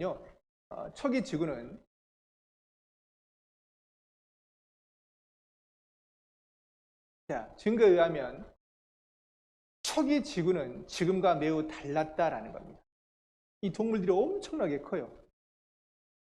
이 보면 오늘날 잠자리의 날개 길이가요, 이게 10cm 가량 되잖아요. 그러나 과거에는 날개의 폭이요 90cm, 1m에 가까웠습니다. 그리고 다른 많은 곤충들도 현재의 곤충들보다 컸는데 어떤 바퀴 종류는 길이가 30cm나 됩니다. 생각하면 곤란하죠. 이렇게 큽니다. 이게 잠자리입니다. 1m에 가까워요. 또 봐보세요. 그래서 여기 보면 화석의 증거를 통해서 알 수가 있는데요. 잠자리가 1m짜리 화석이 있고요. 소가 9m. 여기 사람과 공룡의 발자국이 동시에 찍혀 있습니다. 그리고 메뚜기 봐보세요. 두 사람이 메뚜기를 이렇게 치고 오는 겁니다. 이렇게 컸다라는 거예요. 오, 돼지스럽게 생겼죠. 토끼도 봐보세요. 이렇게 큽니다. 이 사람이 있습니다. 이 소 봐보세요. 이 뿔을 잘라봤더니 이렇게 큽니다. 어마어마한 크기죠. 자, 여기 아들과 어머니입니다. 2m에 가깝죠. 여기 보면 수박과 호박입니다. 이렇게 크잖아요. 근데 이 에덴 동산이 지하에 내려갔다라는 사건을 이 에스겔 31장에 기록을 하고 있어요. 에덴의 모든 나무, 곧 레바논의 뛰어나고 아름다운 나무들로 지하에서 위로를 받게 하였느니라. 그러니까 에덴 동산이 지하로 매몰됐던 사건을 설명하고 있는 겁니다. 너의 영화와 강대함이 에덴 모든 나무 중에 어떤 것과 같은 것. 그러나 내가 에덴 나무와 함께 지하에 내려갈 것이오. 하나님 앞에 교만한 이 나라를 경계하면서 과거의 에덴 동산이 지하로 내려갈 때 매몰될 것을 설명해가지고 너가 에덴 나무와 같이 지하에 내려갈 것이다. 에덴 나무, 이 에덴 동산이 이 땅 속에 매몰된 것처럼 그 나라가 멸망할 것을 과거의 에덴 동산과 비교해서 설명하고 있는 겁니다. 지하로 내려간 거예요. 이거 보세요. 그러니까 땅이 꺼지면서요, 식물, 동물 다 지하로 매몰됐겠죠. 그러니까 이것이 오랜 세월 지열이라든지 위에서 누르는 압력에 의해서 이 석유가 만들어지게 된 겁니다. 유전의 생성 과정을 설명하고 있고요. 이 석유가 만들어진 게 이 압력과 위에서 오르는 열, 석유가 만들어졌습니다. 그래서 유전을 통해서 이렇게 석유를 만들어내고 있잖아요. 그래서 중동, 즉 에덴 동산이 있었던 이 지역이 중동 지역인데 이곳에서 고등학교 사회과부대에 나온 거잖아요. 세계 석유 매장량의 70% 가까운 곳이 중동에서 나온다는 건 현실입니다. 에덴 동산 그곳이었습니다. 보세요. 페르시아만 주변이잖아요. 쿠웨이트, 바레인, 카타르, 아랍에미리트. 이 지점이 비옥한 땅, 바로 성경에 나온 에덴 동산이라고 말할 수 있다. 비손과 기론입니다. 에덴 동산 일자리입니다. 네 개의 강들은 강 쪽으로 흘러가지고 마침내 하나의 강과 만나게 된다. 에덴 동산과 만나게 되는 겁니다. 비손과 기온, 이쪽 지역이죠.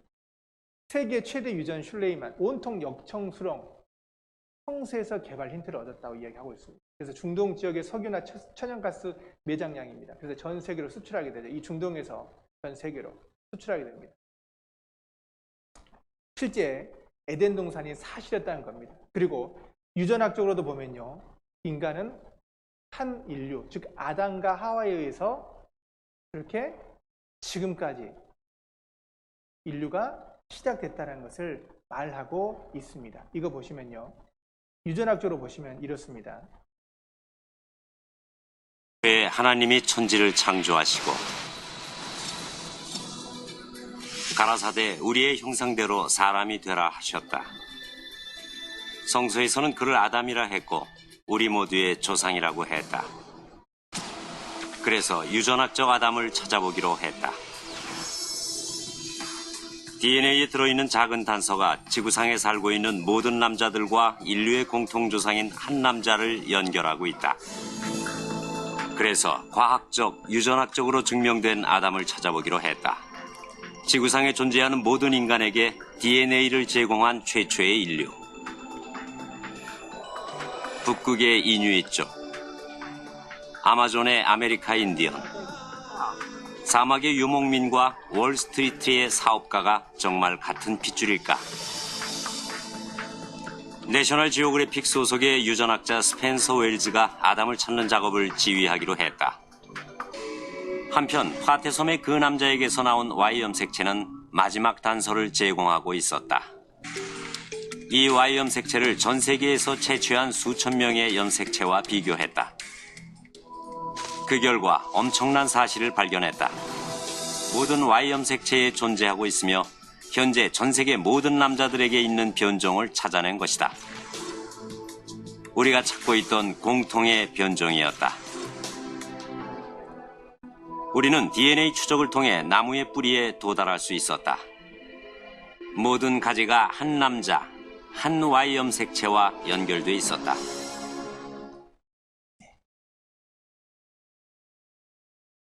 자, 인구학적으로 보면요, 한 혈통이라는 걸 알 수가 있습니다. 여기 보면 인류의 모든 족속을 한 혈통으로 만들었다고 말씀하고 있죠. 아담과 하와에서 인류가 이렇게 시간에 따라서 온 세계에 퍼지게 된 겁니다. 그래서 현재 77억, 그리고 50억, 1850년 10억, 그리고 1세기는 2억, 점점 올라가면 최초에 누가 나옵니까? 두 사람. 마담이 아니라 아담과 하와가 나옵니다. 아담과 하와를 하나님께서 창조하신 거예요. 아담 위에서 고조할아버지, 중조할아버지, 할아버지, 아버지, 납니다. 아메바가 결코 아닙니다. 진화된 게 아닙니다. 원숭이도요, 나 너희 조상 아니야 계속 이야기하고 있잖아요. 계속 정신 차리라고 이야기하고 있습니다. 진화냐 창조냐. 결코 우리 사람을 본인이 우리 사람의 조상이라고 인정하지 않는데 왜 고집을 피우는지 모르겠습니다. 아담을 잠들게 하셨고 아담의 갈비뼈를 취해가지고 하와를 만드셨습니다. 아담은 무엇으로 만들었을까요? 하나님께서 흙으로 사람을 지으시고 생기를 그 코에 불어 넣으셨습니다. 흙으로 사람을 지었어요. 근데 기가 막히게요, 아담의 아내를 만들 때는 흙으로 만들지 않고 무엇으로 만들었을까요? 갈비뼈로 만들었습니다. 이건 성경을 좀 찾아보겠습니다. 창세기 2장에 보시면, 창세기 2장 20절부터 보시면, 아담이 모든 육축과 공중의 새와 들의 모든 짐승에게 이름을 주니라. 아담이 돕는 배필이 없으므로 여호와 하나님이 아담을 깊이 잠들게 하시니 잠들매 그가 그 갈빗대 하나를 취하여 살로 대신 채우고. 아담을 흙으로 만들고 하와는 흙으로 안 만들고 무엇으로 만들었다고요? 갈빗대. 왜 하나님께서 그렇게 하셨을까? 아담이 뭐라고 이야기했냐면 하와를 보고요, 뭐라고 이야기했습니까? 아담이 깊이 잠들어서 깨어보니까 누가 있어요? 하와가 있는 거예요. 아름다웠을까요? 아니면 미웠을까요? 잠든 상태에서 그 상태에서 하나님께 갈배를 취해가지고 하와를 만들었습니다. 하나님의 작품이기 때문에 아마 미스 코리아 최고일 겁니다. 정말 아름다웠을 거예요. 그래서 아담이 그때 했던 첫 번째 말, 무슨 말인지 알죠? How are you? How are you? How are you? How are you? 성경에는 그렇게 기록되지 않고 성경에는 어떻게 기록됐냐면요. 23절에 보면 아담이 가로되 이는 내 뼈 중에 뼈요 살 중에 살이라. 이것을 남자에게서 취하였은즉 여자라 칭하리라. 진짜 아름다운 말 아닙니까? 내 뼈 중에 뼈다, 살 중에 살이다. 내 몸보다 더 귀한 겁니다. 그래서 성경에 보면 남편과 아내의 관계는 특별합니다. 다 둘인데 아내와 남편은 한 몸이라고 성경은 이렇게 하고 있어요. 나눌 수 없다라고 이야기하고 있습니다. 특별하게 사랑의 관계입니다. 이게 남편과 아내의 관계는 그리스도와 교회의 관계이기도 하고요. 이 그리스도와 우리 모든 사람의 관계인 거예요. 그러니까 남편과 아내의 관계를 통해서 하나님이 우리를 얼마나 사랑하신지, 교회를 얼마나 사랑하는지를 나타내는 겁니다. 흙이 아니라 갈비뼈. 여편네라고 해서 기분 나쁘게 생각하지 마십시오. 여편네라고 해서 이유가 있는 겁니다. 그래서 옆구리가 시리단 말은 무슨 말이에요? 뭔가 비어 있어요. 사랑. 남자는 맨, 여자는 우먼입니다. 남자로부터 왔다. 우먼입니다. 뼈 중에 뼈, 살 중에 살 가장 사랑한 겁니다. 근데 어떤 사람은요, 이걸 오해하는 경우도 있어요. 그래서 갈비뼈, 남자 갈비뼈를 취했기 때문에 여자가 남자보다 갈비뼈가 하나가 더 많겠구나 이렇게 생각을 합니다. 이런 오해를 하거든요. 여기 보세요. 여기 보면 남자가 갈비뼈가 적다. 이거는요, 뭘 이해해? 뭐예요? 남자가 갈비뼈가 적습니까? 아닙니다. 남자의 갈비뼈와 여자의 갈비뼈 개수는 똑같습니다. 24개. 자, 이 성경 구절을 가지고 설명을 하는, 그럼 이게 뭔가 오해할 수 있겠잖아요. 성경적으로는. 자, 근데요, 보시면 여기 최근에 좀 과학적으로 밝혀진 게 있어가지고 좀 참고를 해보시면요. 보시면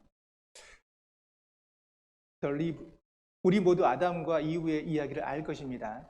아담은 흙으로 창조되었고 이브는 아담의 갈비뼈로 만들었습니다. 근데 궁금하잖아요. 항상 궁금했던 게 뭐냐, 왜 하나님은 이브를 흙으로 안 만들고 아담의 갈비뼈로 만들었을까? 이유가 무엇일까? 여러 가지 생각해 볼 수 있지만요, 이거는 마치 어떻게 설명하냐면요, 어머니와의 아이 관계, 사랑의 관계잖아요. 여러분, 딸이 왜 예쁩니까? 근데 부성애하고 모성애가 차이가 있는데요, 부성애가 강합니까? 모성애가 강합니까? 모성애가 훨씬 강합니다. 근데 왜 그러냐면, 엄마들한테 물어봤어요. 왜냐면 내 속에 있는 새끼여가지고 내 몸속에 10개월 동안 있으니까 그걸 잊을 수가 없다라는 거예요. 완전히 아이하고 하나인 겁니다. 근데 아빠는 그걸 몰라요. 출산할 때 그냥 옆에 있는 이 정도인 겁니다. 같이 고통스러울 뿐이거든요. 그래서 그 이유는 아이는 엄마의 육체에서 몸속에 태어났기 때문에 아이하고 엄마는 완전 하나인 겁니다. 한 부분인 겁니다. 그러니까 그 모성애가 엄청난거든요. 그래서 남자의 뼈로 여자를 만든다면 남자와 여자의 관계, 어떤 관계인지 알겠죠? 남편과 아내의 관계가 그러합니다. 그래서 그렇다면 어떤 뼈가 가장 훌륭할까? 사람 몸 안에는 206개의 뼈가 있는데요, 그중 갈비뼈는 24개입니다. 근데 그중 갈비뼈만이 제대로 수술하여 잘라낸다면 다시 자랄 수가 있습니다. 이 뼈가 그렇습니다.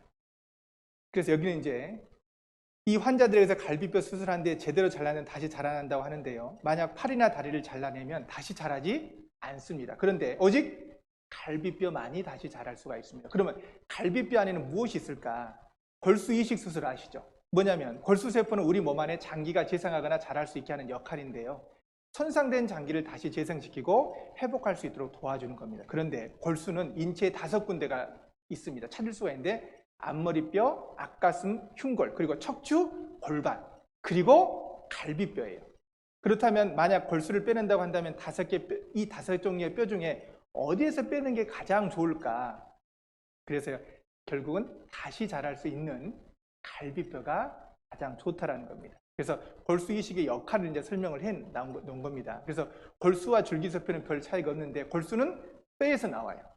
그런데 줄기세포는 피해서 나오게 되는 겁니다. 그래서 줄기세포도요, 장기를 재생시킬 수가 있고, 이 줄기세포 안에 이제 여러 가지 심장, 간, 이런 장기에 대한 정보를 가지고 있습니다. 그래서 일본에서는요, 간만 키울 수 있는 그런 기술이 있다고 하는 걸 넣어놨고요.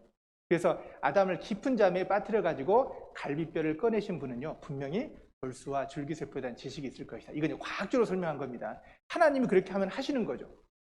그냥 막 하지 않았다는 겁니다. 이런 지식이 있는 거잖아요. 많은 뼈들 중 골수와 줄기세포 있는 뼈, 그리고 다시 자랄 수 있는 뼈, 이게 바로 갈비뼈입니다. 그래서 남자의 몸에서 갈비뼈를 취해서 여자를 만든 겁니다. 모세가 이걸 어떻게 알았겠어요? 성령에 그래서 감동하심을 입은 거고, 이건 사람의 지혜로 기록할 수 없는 겁니다. 줄기세포에 대한 지식이라든지 골수 이식 최근에야 밝혀진 거잖아요. 3,500년 전에 기록되는데 여기 보면 깊이 잠들게 했다. 그래서 제임스 심프슨 박사님이요, 바로 이 마취제를, 클로로폼이라는 마취제를 발견한 것도 이 창세기 2장에 있는 걸 가지고 발견을 하게 된 겁니다. 그래서 옛날에는 수술하다가 죽는 경우가 많아서 너무 고통스러워 죽어요. 근데 지금은요, 이 마취제가 개발이 돼가지고요, 큰 수술을 하더라도 통증, 고통을 안 느끼고 수술이 가능한 거예요. 얼마나 역사 가운데 의학적인 발전을 이룬 겁니까? 성경에서 그것을 발견을 하게 된 겁니다. 성경은요, 사람이 기록했다면 어떻게 창세기에 이런 내용들을 기록하겠습니까? 최근의 과학으로 인해서 이 성경이 사실한 걸 알게 된 겁니다. 유전학적으로도 그렇습니다. 고고학적으로 이미 에덴 동산이 사실한 게 확실하게 밝혀지게 된 겁니다. 자, 창세기 좀 뒤로 넘겨보겠습니다. 6장입니다. 창세기 6장을 보겠습니다. 창세기 6장을 좀 보도록 하겠습니다. 첫 번째 심판은 에덴 동산의 심판이었고, 자, 두 번째 심판은 전 인류가 받았던 심판입니다. 무시무시한 심판이었습니다. 대홍수 심판이었습니다. 자, 창세기 6장 5절부터 7절까지를 보겠습니다. 자, 화면을 보셔도 괜찮습니다.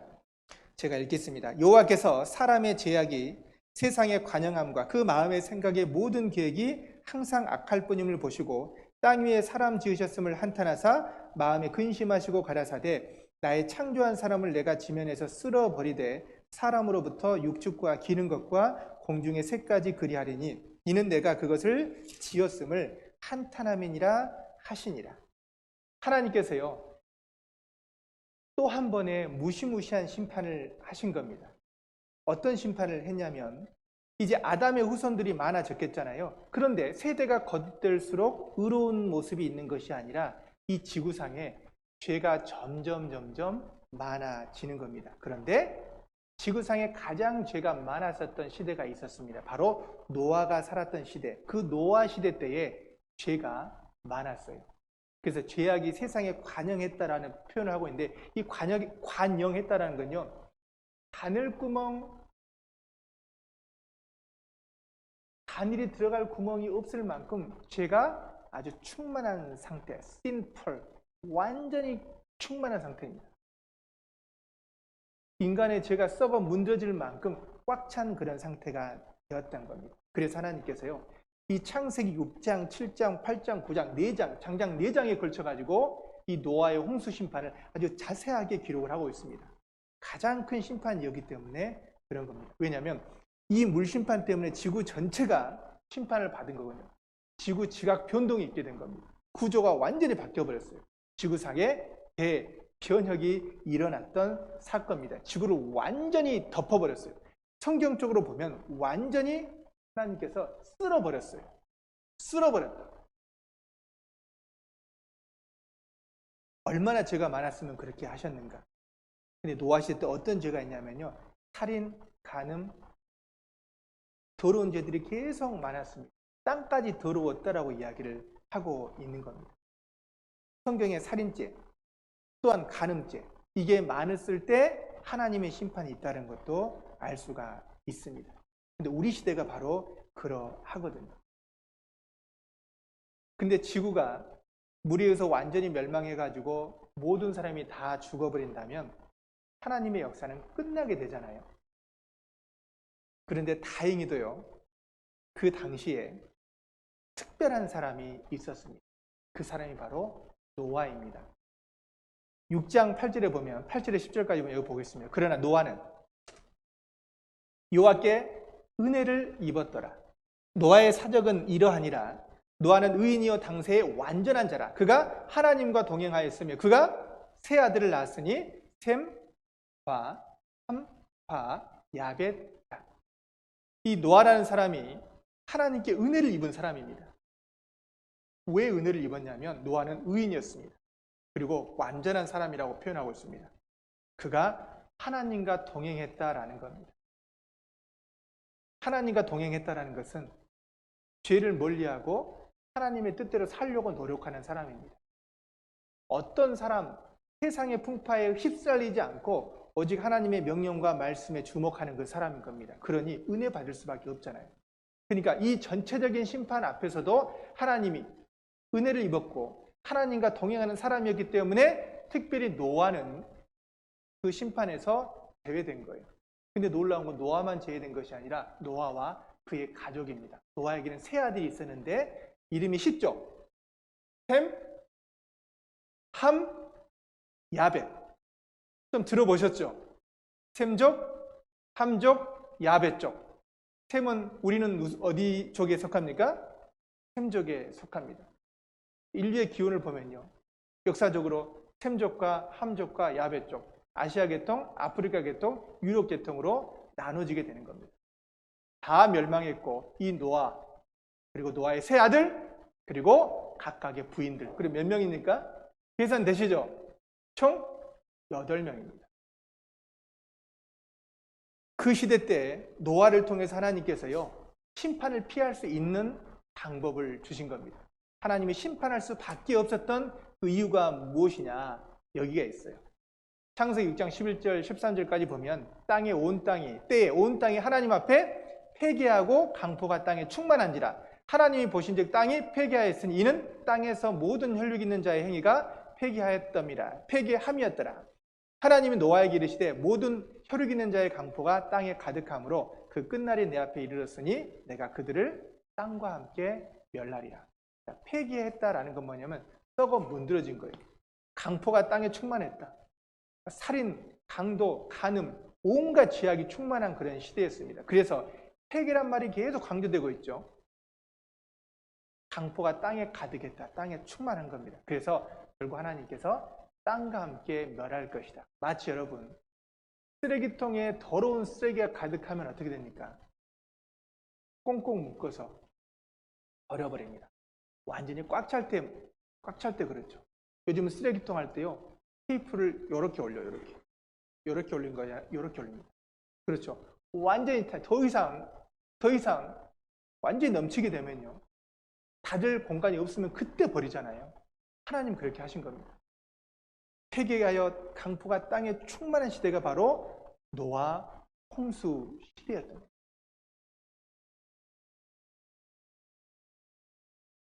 하나님께서요, 노아에게 방주를 만들라고 했습니다. 방주. 그리고 어떻게 방주를 만들어야 될지 방주의 제도를 자세하게 설명을 해줬어요. 나중에 배우겠습니다. 그리고 드디어 하늘에서 물이 떨어지게 되고요, 땅에서 솟아나게 되는 일이 있었습니다. 여기 보면 노아 600세 되던 해 2월 곧 그달 17일이라.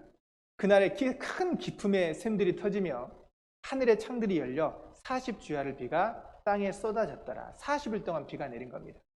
하늘에서 비가 쏟아졌고요. 그리고 여기 기품의 샘들이 터졌다 그랬죠. 지하수가 터져가지고요, 위아래로서 물이 충만하게 된 거예요. 지구가 다 덮여버렸어요. 40주야, 40일 동안 쏟아지게 된 겁니다. 무시무시했겠죠. 무시무시했습니다. 자, 그걸 이렇게 표현해 보면 이렇습니다. 여기 보면 이 말씀의 상황을 해보면요, 이런 상황입니다. 하늘에서 물이 쏟아지고 땅에서 지하수가 쏟아진 거예요. 여기 보시겠습니다.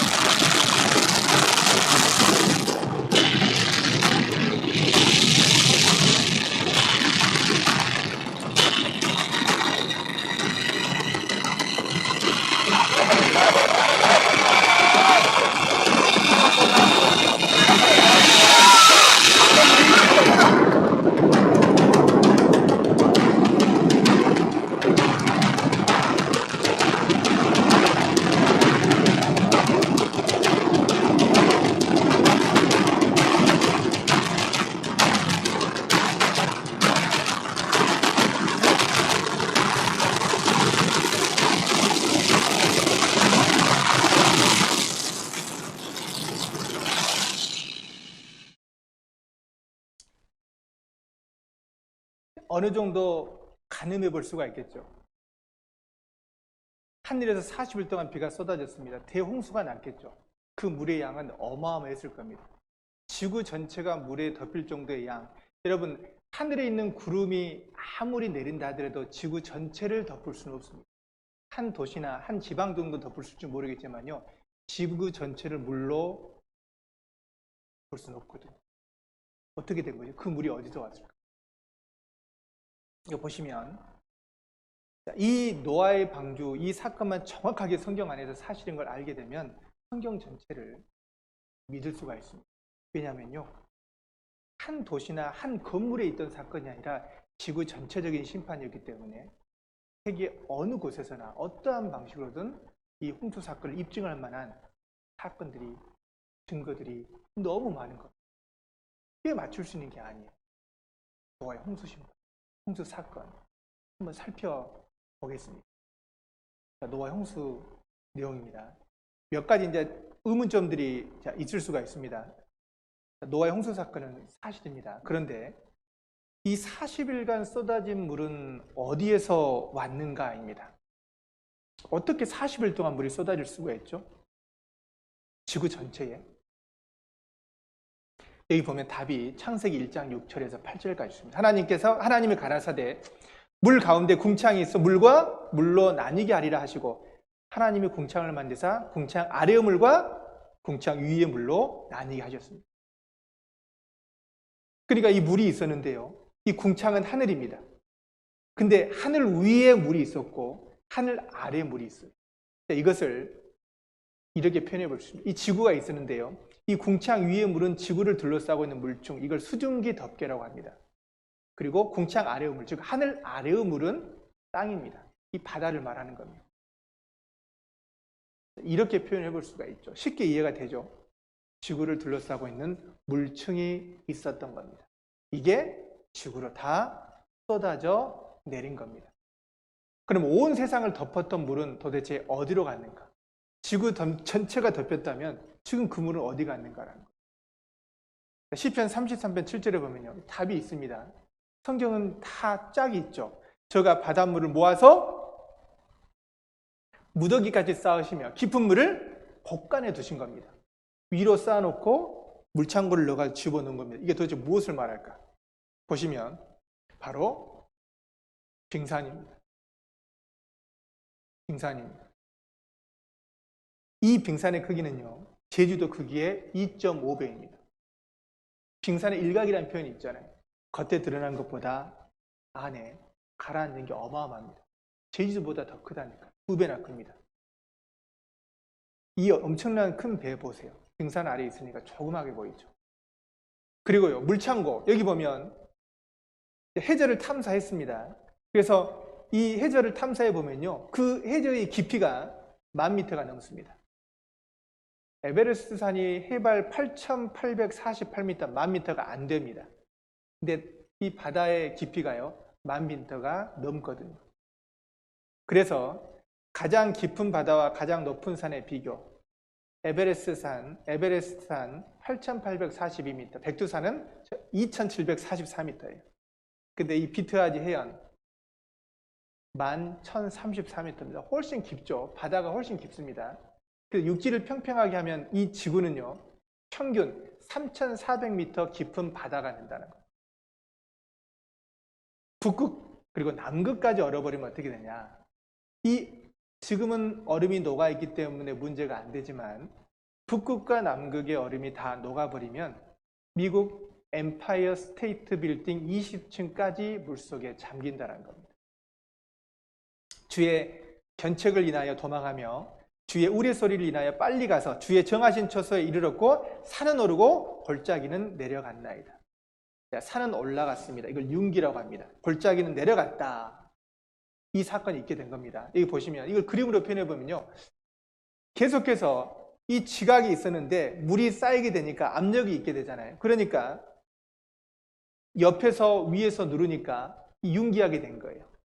위로 밀어 올리게 되니까요, 융기하게 되고 또 침식 깎여 내려오는 겁니다. 그래서 지금 세계 각국의 고지대에서 바다 생물의 화석이 발견되고 있다. 그러니까 바다가 융기해가지고요 산맥을 이루는 겁니다. 그러니까 그 높은 산맥에 조개 화석이나 물고기 화석들이 있는 이유가 바로 이 대불 심판에 의한 대지각 변동이 있었던 겁니다. 그래서 높은 산에 보니까요 이 살아있는 화석들, 조개 화석이 그대로 발견된 겁니다. 에베레스트 산에 바다 생물이 마음을 모아가지고 등산했을까요? 영국 등반대가 밝힌 에베레스트 정상 부분의 진실이다. 바다에서 사는 생물들이 발견된 거예요. 황금의 지층. 세계 최고봉에 왜 회제의 지층이 존재할까라는 겁니다. 안데스 산맥에는 조개 화석이 산들이 융기했음을 의미한다. 안데스 산맥에 보니까요, 이 대형 굴 화석들이 발견된 거예요. 이곳이 몇 미터냐면 3,000m가 넘어요.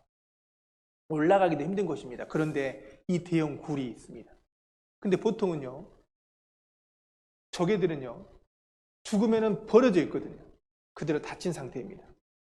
고래 화석도 있고요. 알프스 산맥의 조개와 물고기 화석들 보시면요, 너무 생생하지 않습니까? 생생하죠. 화석은 거짓말 안 합니다. 히말라야 산맥의 정상에 엘로우 밴드라고 하는데 이 화석층에 바다 생물이 있는 겁니다. 해저의 지각이었다는 걸 알려주고 있습니다. 그 바다에서 올라온 천혜의 땅, 캐나다 로키 산맥도 마찬가지입니다. 아모나이트, 바다에서 있는 생물들이 그대로 화석화되어 있는 겁니다. 사상 최대 크기 23m 어룡 화석이 발견됐어요. 로키 산맥 해발 2000m 지점에서요. 이거 어떻게 설명합니까? 물심판을 설명하는 겁니다. 살아있는 상태죠. 선명하죠. 죽어서 썩어서 된 게 아니라 산채로 되어 있기 때문에 이 물고기 모양 그대로가 유지된 겁니다. 물고기 화석은 어떻게 생길 것일까? 만약에 이렇게 보세요. 만약에 죽어가지고 됐다라고 하면은요, 본래 죽으면 물고기는 바로 부패해버리면 이렇게 됩니다. 근데 이런 식으로 되기 때문에 이런 온전한 화석이 안 나와요. 그러니까 이건 뭐예요? 살아있는 상태로 갑작스러운 저탕류에 의해서 매몰돼서 이렇게 된 겁니다. 그래야지 이렇게 반듯한 물고기 모양을 가질 수가 있어요. 이걸 저탕류라고 해요. 물과 함께 이동하는 고밀도 퇴적물, 즉 시속 100km 이상의 속도로 흘려야지 이렇게 온전한 물고기 화석이 나오는 겁니다. 근데 연한 피부 저주가 보이죠? 생생하게 보존되어 있습니다. 먹이를 먹는 순간에 이거는 화석이 됐어요. 갇혀버린 거죠. 보세요. 그대로죠. 살아있는 상태입니다. 보통은 죽은 조개는요, 이렇게 버려져 있죠. 근데 이 산 높은 곳에 딱 입을 다물고 있어요. 살아있는 상태로 화석이 된 겁니다. 조개 보세요. 이거는 화석은 갑작스런 대격변으로 매몰돼야지만 생기는 겁니다. 그래서 이런 화석들이 저탕류에서 순식간에 화석화된 겁니다. 이게 그대로 대무더기로 발견된 겁니다. 새우 화석도 있고요. 갖가지 화석은요, 대홍수를 입증하고 맘모스 때 다지층 나무가 있다. 순식간에 그런 거거든요. 500만 마리가 한꺼번에 땅속에 묻혀 있거든요. 500만 마리가 한꺼번에 땅속에 묻혀 있다. 맘모스. 그리고 다른 가설로는 설명이 안 되는 지층 구조, 나무, 다지층. 순식간에 있었던 일입니다. 오랜 세월에 걸쳐서 된 게 아니라는 겁니다. 브라이스 캐니언, 이 산 높은 곳에요, 물이 휩쓸려간 자국이 있는 거죠. 오늘날 많은 지질학자들이 저탕류로 해서 지층이 형성된 것을 인정하고 있습니다. 창조의 증거들이다. 여기 보면요, 고지대 수억 마리 물고기 화석도 증명하고 있다. 지각층 75%가 퇴적합니다. 이건 홍수를 뒷받침해주고 있는 겁니다. 그 퇴적함은 보통요, 강 하류나 바다와 육지의 경계부에서 발견이 되는데 결국 지각층의 75%가 퇴적암이라는 것은요, 세계적인 홍수가 실제로 있었다는 걸 증명하는 겁니다. 홍수 위협은 설명이 안 된다는 게 이게 과학자들의 설명입니다. 이 퇴적암입니다. 퇴적암. 물이 반드시 있어야 되는 거잖아요. 물과 함께 섞여서 가가지고 퇴적물이 굳어져 생기는 게 퇴적암입니다. 이런 모습이죠. 물이 흡수려간 모습이죠. 네, 일정한 모습입니다. 보세요. 곳곳에 아시아에도 이렇게 있고요. 아프리카에도, 그리고 오세아니아, 그리고 유럽에도 어디서든 볼 수가 있습니다. 아메리카 대륙이 이런 모습입니다. 물에 잠겨서 물이 침식하면서 생기는 겁니다. 그래서 지구에 널려있는 지층, 전 대륙의 75%가 퇴적층이다. 물에 의한 겁니다.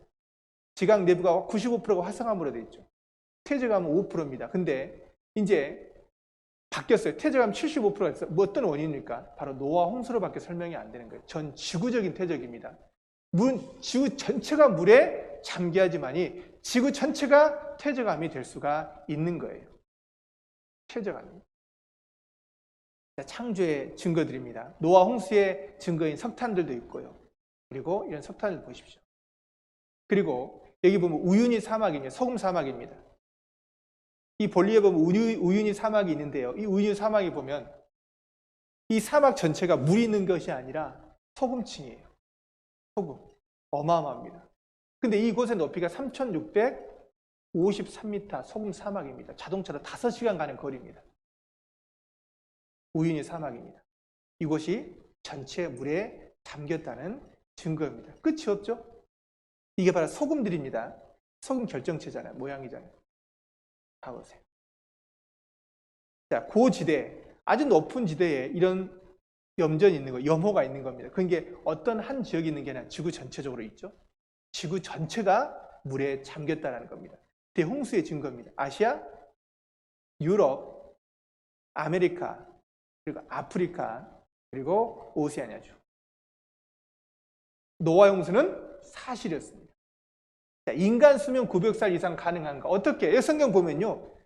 900살 이상 살았거든요. 아담이 930살, 노아가 950살까지 살았어요. 혹시 공 하나 보태진 게 아닌가? 95살인데 950살인가? 그런데 그렇지 않습니다. 900살 가능하다고. 피부 노화 원인은 태양 광선입니다. 노아 홍수 후에 인간 수명이 완전히 단축된 거예요. 그래서 여기 보면요. 노아가 950살 살았죠? 노아 홍수 후부터 급격하게 인간의 수명이 이렇게 단축된 겁니다. 인간 수명 900살 가능했다라는 과학자 노희천 교수가 밝혀낸 겁니다. 방주 안에 암수 한 쌍씩 가능했는가? 가능했다라는 거예요. 왜냐하면 방주의 제도가 성경에 보면 장이 300규빗, 광이 50규빗, 고가 30규빗이다. 이 장은 길입니다. 광은 넓이, 그 다음에 고는 높이거든요. 이 규빗이라는 건요, 성인 팔꿈치에서요, 이 손끝까지 길입니다.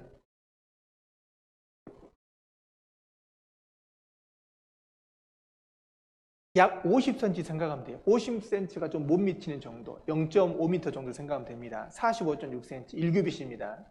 그러니까 이 300규빗은 대략 138m 정도, 50규빗은 절반, 23m 정도, 30규빗은 14m 정도 되는 겁니다. 이 방주의 크기입니다. 이 정도의 크기예요. 그러니까 이 방주는 1층, 2층, 3층, 3층으로 만들어져 있어요. 성경에 보면. 이렇게 140m, 23m, 14m 정도 되는 겁니다. 이게 축구장보다 더 커요. 어마어마한 크기죠. 그래서 방주 수영 능력을 봤더니요, 지구상에 있는 모든 폐 호흡하는 생물체를 한 쌍에 모으면 양 125,280마리인데 이 양을 방주에 실으면 한 층에 다 실을 수 있어요. 즉 방주의 3분의 1, 한 층에도 다 실을 수 있는 크기입니다. 지구동물 3배 수용 입증했다라는 거죠.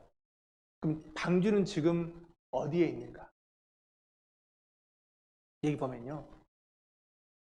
여기 보면 이 그림입니다. 지금 방주가 5,165m 아라산에 있습니다.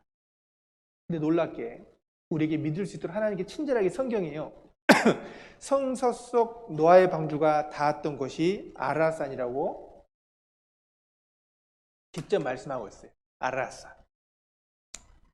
그래서 노아의 방주가 묵힌 곳이 해발 5,165m입니다. 여기 노아의 방주 아라산정 얼음 속에 있습니다. 이곳이요. 실제 이 산에 올라가세요. 방주 조각을 가지고 왔어요. 이것이 아라산입니다. 7월과 그달 17일에 방주가 아라산에 머물렀으며 이렇게 하고 있습니다. 전 세계 200여 민족의 홍수설화가 전해졌다. 전 세계적으로요. 이렇게 홍수설화들이 다 있는 겁니다. 노홍수 관련 설화들이 일치하고 있다고 말씀하고 있잖아요. 일치합니다. 대홍수 사건을 기록하고 있는 석판들이요. 대형 박물관에 그대로 보관되어 있어요. 노홍수는 역사적 사실이라는 게 입증됐습니다. 노아의 대홍수 실제로 있었다. 자, 여기 보면 창세기 9장 12절 13절에 보면요. 이 언약의 증거로 내가 내 무지개를 구름 속에 두었나니 이것이 나의 세상과의 언약의 증거다. 그래서 하나님이 무지개 언약을 주신 거예요. 여기 누가복음 17장 27절에 보면요. 노아가 방주에 들어가던 날까지 사람들이 먹고 마시고 장가들고 시집가고 있으면서 홍수가 나서 저희를 다 멸하였다. 노아 홍수 때 이랬던 겁니다. 먹고 마시고 장가들고 시집가고 있으면서. 자, 이거 보시면요. 실제 이 노아의 방주가 발견됐습니다. 발견된 걸 좀 보도록 하겠습니다.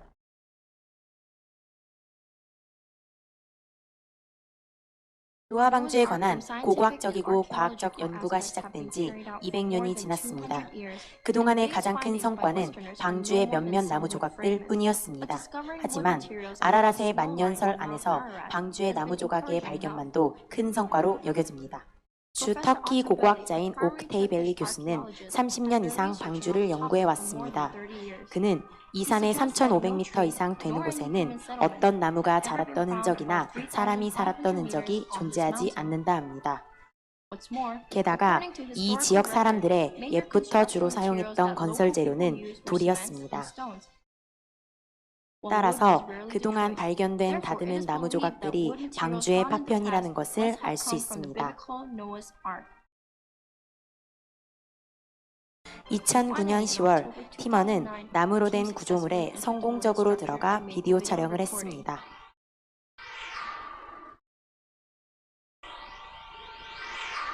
조사 기간 팀원은 7개의 공간에 들어갔습니다.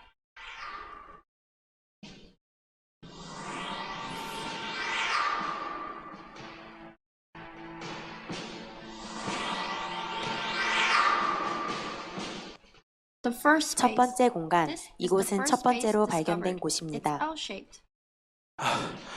나무입니다.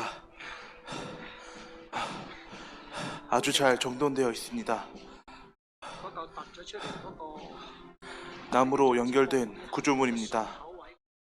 나무로 된 벽이 확실히 보입니다. 이 공간은 방으로 사용되었을 수 있습니다. 얼음으로 덮여 있는 것을 보세요. 이 공간 자체가 평평하기 때문에 이것부터 맨 아래까지 쭉 뻗어 있다고 보여집니다.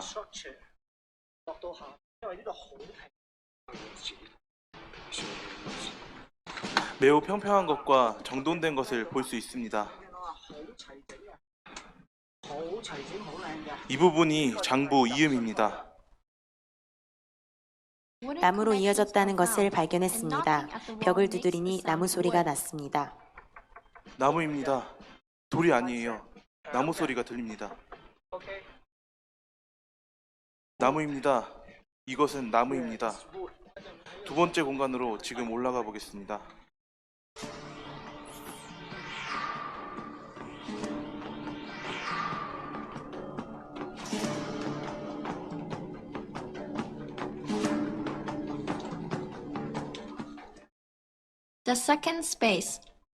두 번째 공간도 얼음으로 뒤덮여 있습니다. 정돈된 나무들이 있습니다. 위에 나무 기둥이 있습니다. 나무 기둥 위에 나무못이 있습니다. 동물들을 보관하는 데 사용된 것으로 보입니다. 이후 다른 공간에서도 나무 기둥을 발견했습니다. 양쪽으로 나무로 된 벽이 보입니다. 나무예요. 옆에 나무로 된 벽이 있어요.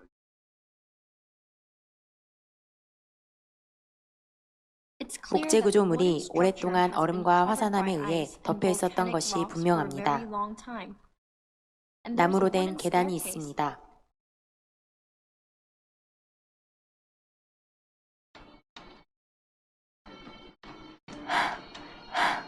저는 방주의 남은 공간에 들어왔습니다. 나무로 된 계단이 보입니다. 이것이에요. 나무 소리 들리시죠?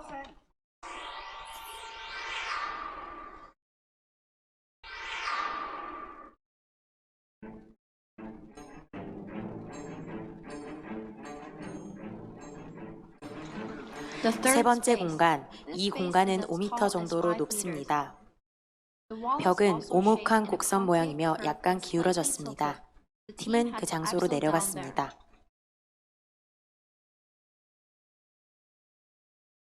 몇 개의 나무 샘플이 수집되었습니다.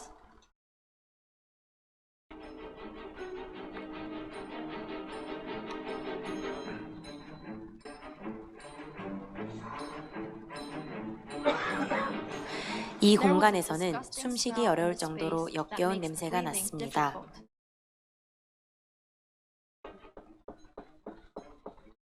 바닥을 두드리면 나무 소리가 났습니다. 바닥에서 나는 소리들은 그 아래에 또 다른 층이 있음을 암시합니다.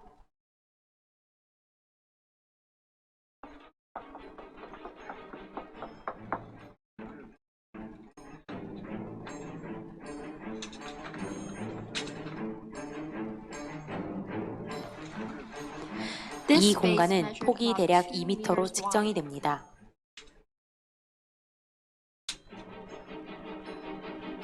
자, 시간이 있다면 좀 더 구체적으로 보면 좋겠지만 이 정도만 해도 충분하다고 생각을 합니다. 성경에는 분명하게 노아가 당세 의인이었고 완전한 자였죠. 그 가족에 의해서 즉 8가족은 살아남았습니다. 여기요, 물이 땅에서 물러가고 점점 물러가서 150일 후에 감하고 7월 곧 그 달 17일에 방주가 아라랏산에 머물렀으며 물이 점점 감하여 10월 곧 그 달 1일에 산들의 봉우리가 보였더라. 성경이 얼마나 정확하냐면 날짜까지도 기록하고 있고요. 그리고 며칠 동안 물이 잠기고 빠진 일수까지 구체적으로 기록을 하고 있습니다. 만약에 이게 만들어냈다면 대충 두리뭉실하게 이야기하겠죠. 7월 곧 그 달 17일 방주가 아라랏산에 머물렀다고 이야기했습니다. 그리고 10월 1일에는 산들의 봉우리가 보였다고 이야기하고 있습니다. 지금 아라랏산이 현존하잖아요. 실제 2009년에 홍콩 탐험대 터키의 과학자들이 팀을 꾸려가지고요, 실제 4,000m가 넘는 그곳에 갔습니다. 그래가지고 탐사해가지고 그걸 그대로 발견한 거예요. 6개 공간을 발견했고 지금 실측한 겁니다.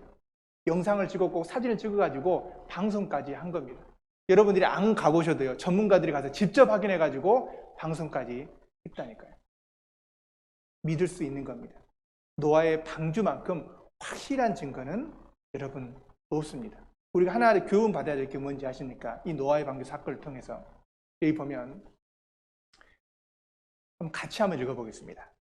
믿음으로 노아는 아직 보지 못하는 일에 경고하심을 받아 경외함으로 방주를 예비하여 그 집을 구원하였으니 이로 말미암아 세상을 정죄하고 믿음을 좇는 의의 후사가 되었느니라. 노아의 믿음을 생각해 봐야 됩니다. 노아는 아직 보지 못하는 일에 경고하심을 받았습니다. 하나님 물로 심판한다고 했었을 때 그대로 믿었던 거예요. 그래서 그 말씀을 받아들인 거예요. 여기 경외한다는 표현은요, 하나님 말씀을 그대로 신뢰한다는 겁니다. 성경을 배울수록 하나님의 말씀이 오차가 없이 정확하다는 것을 알게 돼요. 결국 하나님에 대한 신뢰가 있고 믿음이 있었기 때문에 그 엄청난 크기의 방주를 준비하고 만들었던 겁니다. 그 결과 만드는 기간 동안 힘들었지만요, 결국 그 집이 구원받았어요. 사랑하는 아들, 사랑하는 자부, 그리고 아내가 구원받는 그런 복을 얻었어요. 그래서 노아는 은혜 받은 사람이었습니다. 이게 바로 하나님과 동행하는 사람의 특징인 겁니다. 여러분, 성경을 믿어서 내 마음 가운데 천국에 대한 소망을 갖는데 손해날 게 하나도 없는 겁니다. 하나님은요, 하나님을 경외하는 사람의 복을 주신다고 말씀하셨습니다. 근데 끝까지 그 말씀을 배척하고 말씀을 신뢰하지 않고 받아들이지 않게 되면 손해는 누굽니까? 하나님의 손해가 아닙니다. 그 말씀을 배척한 그 사람이 손해인 겁니다. 아담과 하도 하나님의 사랑의 은혜를 받았지만 그 말씀에 대한 불순종, 심판을 받았죠. 2명이 심판받았지만 그 운명이 전 인류에게 미쳐지게 된 겁니다. 온 세상 사람들이 다 회개하고 강포가 땅에 충만했었을 때 노아는 의인이요 당세 완전한 사람, 하나님과 동행해서 하나님의 은혜를 입었던 사람이에요. 끝까지 은혜를 받았잖아요. 하나님은 그 심판 가운데서도 그와 그뿐만 아니라 그 가족까지 살려주시는 하나님입니다. 우리가 왜 말씀을 드려야 됩니까, 여러분? 내가 말씀 듣고 구원받으면 나만 구원받는 게 아닙니다. 나와 내 자녀, 내 부모님, 내 가족까지 같이 구원받는 겁니다. 어쩌면 우리가 대표로 이 자리에 와 있다고 해도 과언이 아닙니다. 노 홍수의 심판은요, 죄에 대한 심판은 무시무시합니다. 개인이 범죄하면 그 개인을 심판하십니다.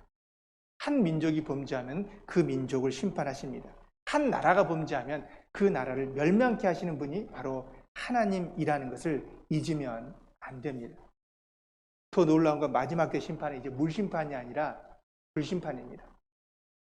이로 말미암아 그때 세상은 물의 넘침으로 멸망했지만 이제 하늘과 땅은 그 동일한 말씀으로 불사르기 위하여 간수하신 바 되어 경건치 아니한 사람들의 심판과 멸망의 날까지 보존해 주신 것이라.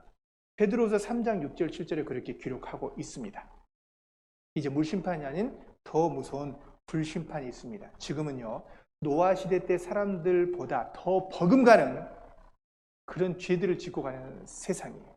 이제 물심판이 아니라 무슨 심판이라고요? 불심판이 있습니다. 더 무서운 심판이 기다리고 있는 겁니다. 노아의 때와 같이 인자의 임함도 그러하리라.